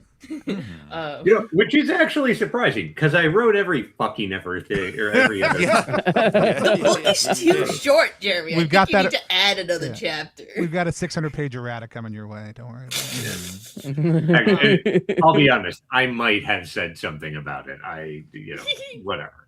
But no, like the mystery to avoid straight answers to keep secrets. Like, man, there's a whole bunch of times that came up. Yeah. Especially even if not by her own volition, like but by the heeding of this fae that she's beholden to keep the secret. Absolutely. I love that. Yippee. Hope. Yeah, I think Carter did hope today. I think he exemplified hope through adversity, inspired others through adversity. I think that whole moment with the serpent was a moment where he was able to like come out of a hopeless mindset. I mean, I loved the attempting it, failing, coming back, felt really strong. Yeah, I would actually, I would highlight even more than any of that the conversation with Owena. Oh yeah. Yes, like that was specifically to me helping someone else find hope in the darkness. Cool. I will mark XP. Pop. Marked.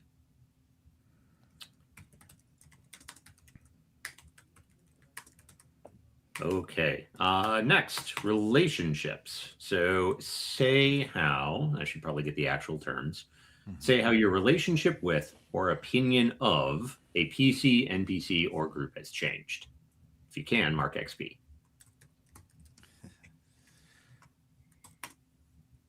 I think I I- can mark XP. Yeah, go for it. I think I can mark XP because I think Karna's opinion of Owena has changed.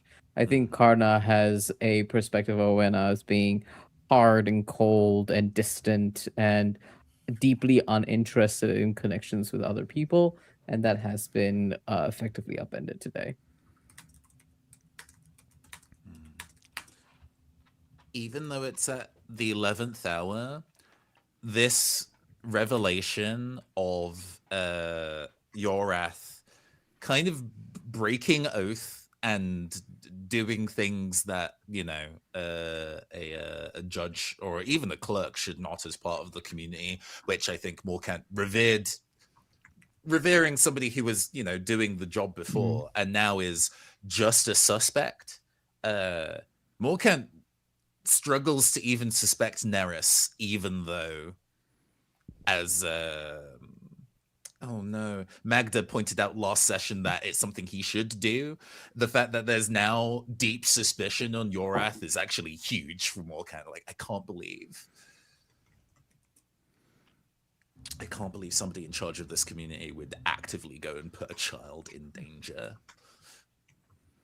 Mm-hmm.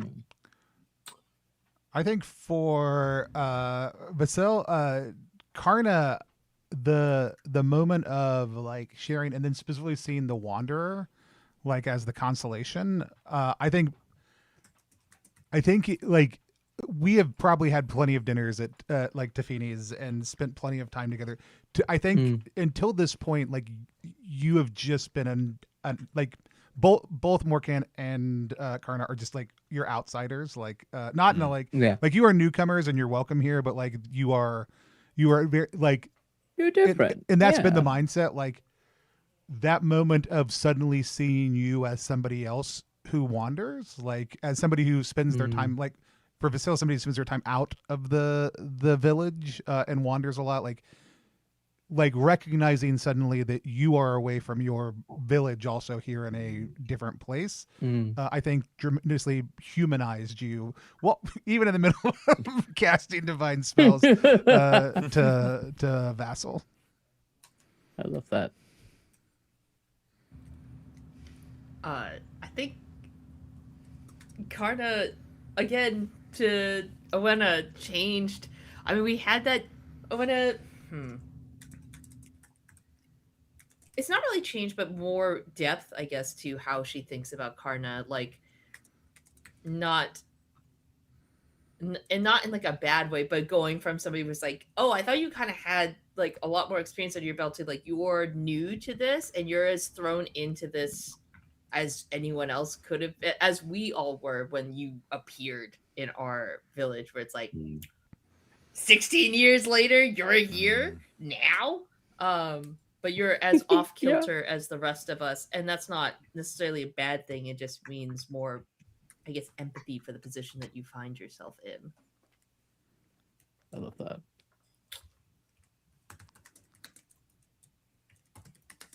All right.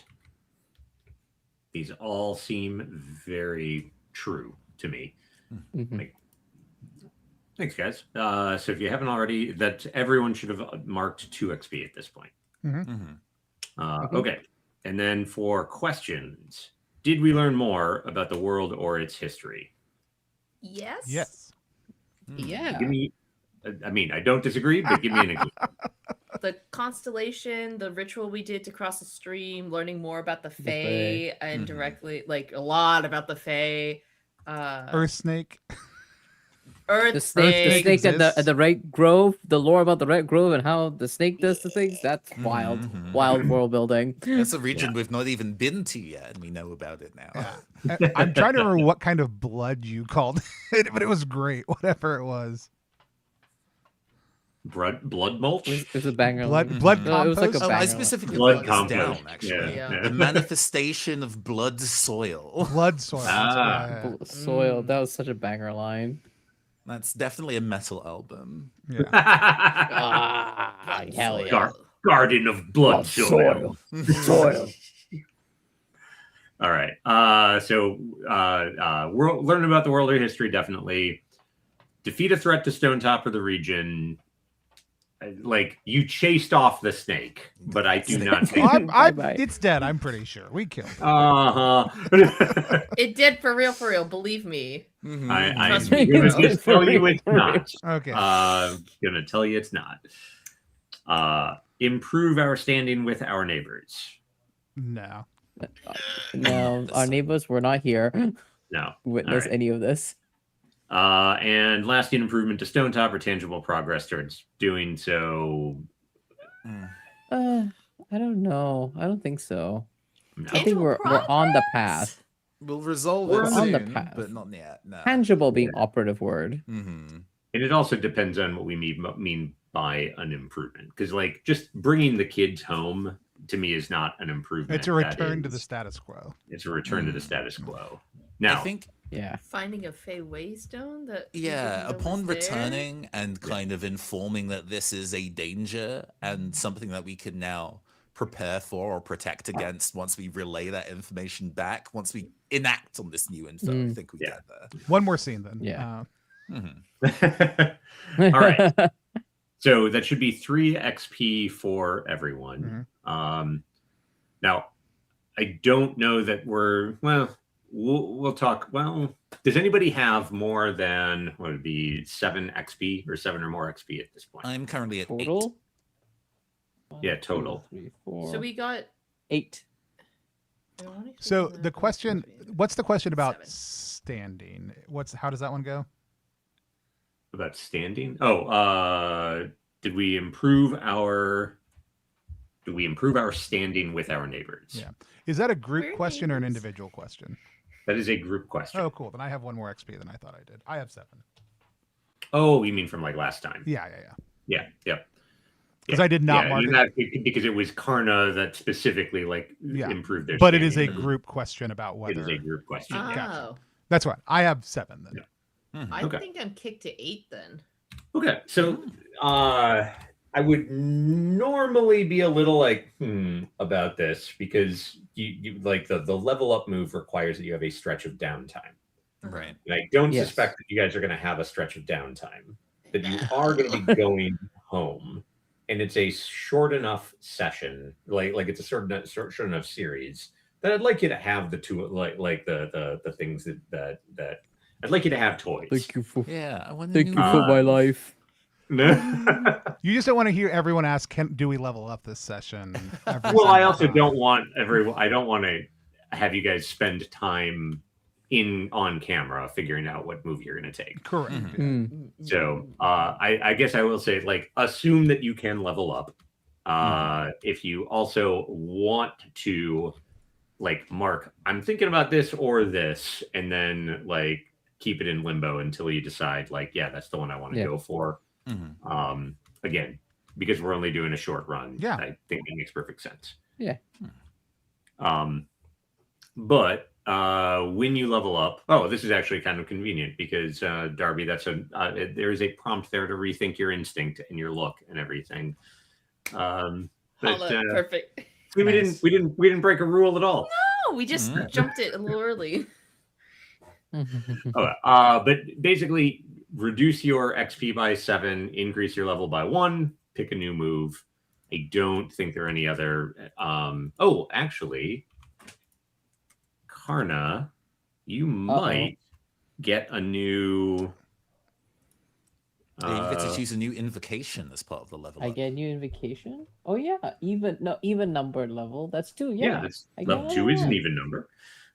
2 is an even number. I'm so good at math, y'all. Yeah. Nah. I mean, I was really appreciative of the fact that it is even number because it then does also mean you immediately get one the first time. It's a great, nice game design, satisfying little movie thing. Lucy is congratulating us all. Speaking of which, the one other advancement that we get to take is that Lucy is going to do at some point, and we can do it, have it be based on these first 2 sessions or not, a group drawing of us doing a thing. Do we think fighting Earth Snake is a good one, or do we want to bank that till we're done and figure it out?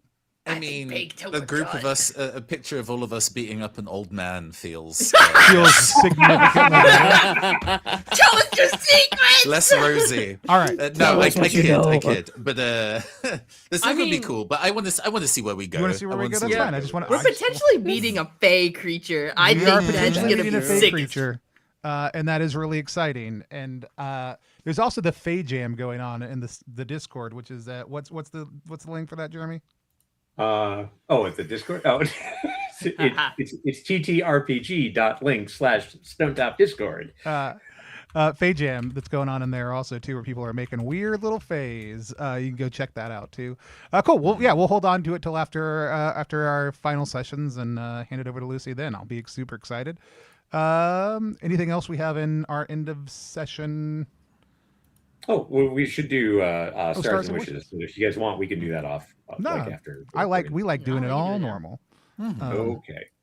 So, praise something about the session, or in the fiction or around the table that you enjoyed or appreciated. I vocalized this previously. I really love that we got to have a proper investigation sequence. I always love doing that kind of thing. So thank you for indulging the fact that my character is good at that sort of stuff. But then being able to draw the conclusions on the other side of it was so exciting and really brought a kind of like thrilling, I need to hit the next episode on Netflix right now kind of conclusion to where we're at. And I really enjoyed that. So thank you for my life. But now we have to wait a week for the next episode to drop because they I didn't. know, They didn't do it right? binge We're all style. suffering. But to kind of big up a player in general, I really enjoyed getting to see Vasil employ their direct skill set as a hunter in a really practical situation. This is so much your domain. The kind of like, grab the snake by the neck. And we're like, yes, we understand. That was a really cool moment where you get to be like a leader and tactician in that action sequence. And I really love that. Thank you. I'm gonna big up as resident furry. I enjoy your monsters, Jeremy. I enjoy how the fucked up sounds that you were giving to this terrible snake, and how metal your descriptions were. It was I'm just waiting amazing. To see what it's like Jeremy's gonna pull a monster on screen. What it's gonna be? I know. I was like, really- oh, Oh no, it's just a dog. this is a baby. It's just oh, Oh, it's just a It's baby. really funny that you mentioned like the sounds and everything, because that is something like I have no recollection of making noises. You made them. You're It entering the is Fey not realm. something like it's something that I regularly have people comment on, and I'm just like, I don't remember doing that. I The know spirit I of the monster must took have. hold of you. Mhm. And to pick up a player, Darby, I really enjoyed the way that you described and explored a lot of Owena's not only emotional vulnerabilities but also like emotional predilections. With the writing a memo to yourself to keep things a secret and hide information. As well as the way that you answered my question during the connecting with one another move. So that was really awesome. Amazing. That's me. Darby, you wanna go? sure. Morkant is always just so. It's the way that you're describing not only like these tone shifts, it's also like the like facial like expressions, like the like what do you call them when you move your body stuff? Body language. Yeah, body language. I feel like there's a word that I'm looking for. I'm not finding, but body language, like the little like quirks. I think that you're describing as like, describing how they're reacting to the world, and to us. It just is so. it paints a picture of Morkant very well, and especially also when your voice shifted from being like I'm like grilling you for information and then going all right, now we're back to being chill Morkant, which was really fun. So I always enjoy listening to you describe and just be Morkant. Oh, thank you. Love it. Uh, I'll do a quick whip round. I love that for Nathan, for you, and we talked about this a little bit as we were going live, like the overlap with the character. There are moments you start talking and the coolest thing will come out of your mouth. And I'm like, I don't know whether that was Nathan or Morkant. Either way, it doesn't matter because it's coming into the world right now. And it in a way that matches the character, it brings a sense of like hardness and clarity to the world that I think is really cool with all the different elements that you're bringing in from your own like personal knowledge also too. Val, like your way of like the 2 or 3 sentences that you will finish an action with are always some of like the best part of what you do. Like there's something that like, I'm so glad you ended up as the Lightbearer because like it feels so natural and effortless for there to be like this slight bit of wisdom that is wrapped up in like the end of a move for that. I also will say like Darby, I loved like I have to press the button of interfere here like choice was so perfect. That whole conversation between the two of you was great, but the desire to be like, I do want to push back against it, like felt so strong. And then I want to call it out because it's it's a thing we talk about with PBTA games a whole lot. Like the interplay of, do I actually need to spend my hold for that? Here's what my pitch back and forth that Jeremy and I had. Like it's so easy to have that dialogue with you as a GM of like, well, let me pitch my thing and then have you push back on no. Like, and it doesn't ever feel consequential. It feels like we are just following the fiction in the way that we're supposed to, but I don't like a lot of people struggle to do it effortlessly and it seems very natural to you. And I really appreciate it as a player also. Cause like so often in PBTA, it's like, let me push my story game bullshit on you a little bit harder. And GMs just go, cool. Yeah, that's fine. I guess like, yeah, you travel through the Fey realm and solve the puzzle. Like, or whatever it is, right? Like those type of pop-offs when people roll well is hard, but you do such a good job of like keeping the fiction restrictive instead of it being you just say no. And it's so hard to do and you do it so well. Well, thank you. All right. Stars all around. Man, where to start? Darby, like doubling up on the like, oh yeah, I want to push the button, right? Like yeah, I want to see what happens with this. But also the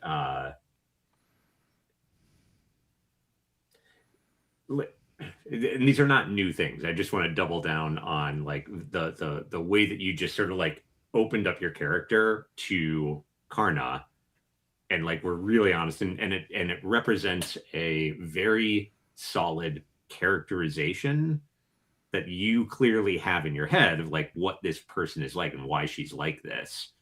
And that's very cool to see both like represented in the character's actions and also then like you're able to vocalize it when you know like the light bearer peels back the curtain and looks underneath it what's going on with this character. I think that's very cool. The Nathan, I particularly liked even though I didn't like give you the roll plus in for it, I particularly liked the fictional positioning that you set up of like trying to get the snake in the man catcher by like positioning yourself in order like so that it would like snap into place. Even if it doesn't change the mechanics, it's a great characterization, right? Oh, of sure. like I am not a brawler, I am a thinker. And I thought that was great. Karna, sorry, Val, I'm having trouble distinguishing the two of you at this point. But I mean, like, and that is a compliment. Incredible. Right? I mean, that is like, so the Lightbearer is one of the playbooks. It's probably the playbook I am most happy with as an expression of faith. Like it's one of the things I am very like proud of, and because like it's very easy to make a cleric type character a super character, like a superhero.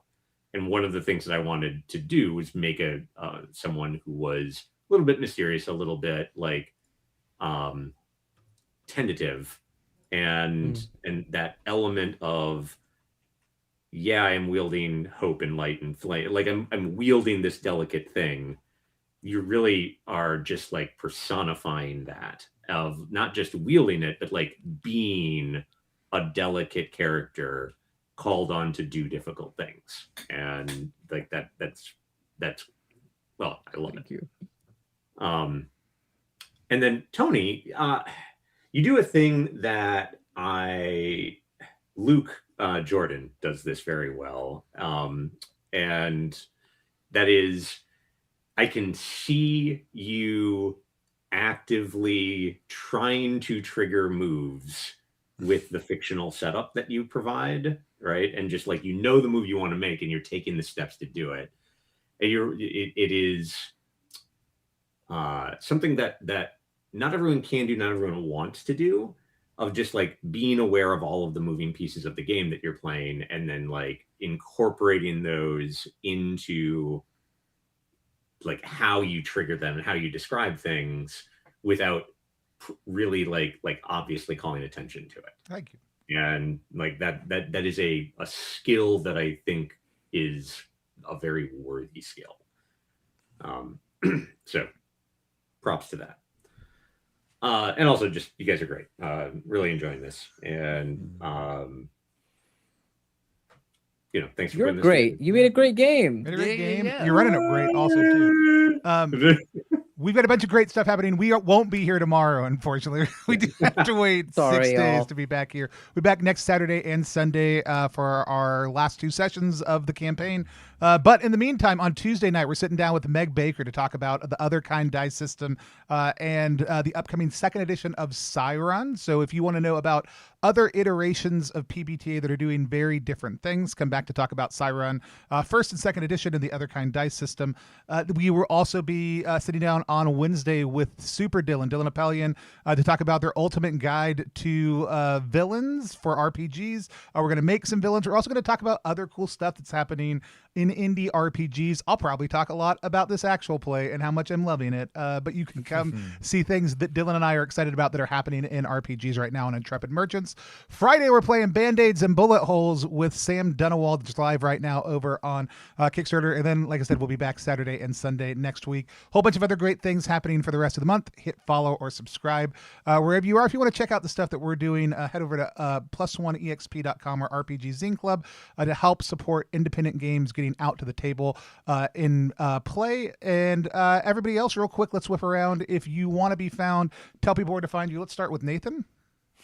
Sure. I have been your Iron Age investigator, Nathan Blades, tabletop RPG designer, streamer, voice actor, and general internet ne'er-do-well.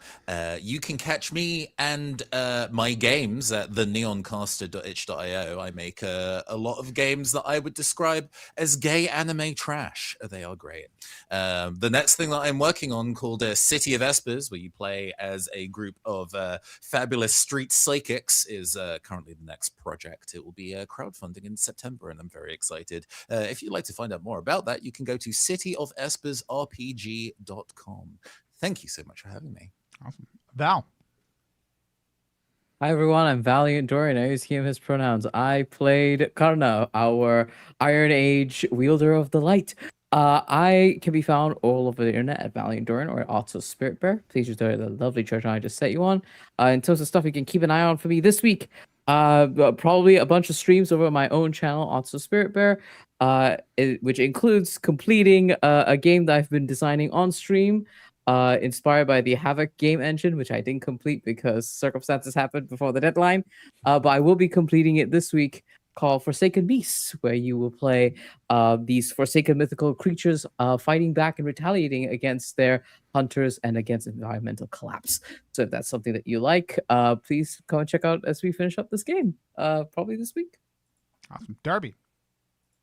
Hi, hello. My name is Darby, otherwise known as Chaotic Darby on the internet. You can find me as Chaotic Darby on the internet, mostly on Blue Sky and Instagram, but a lot of other places as well. And that's me. And Jeremy, if people want to find you, what's the best place to do it?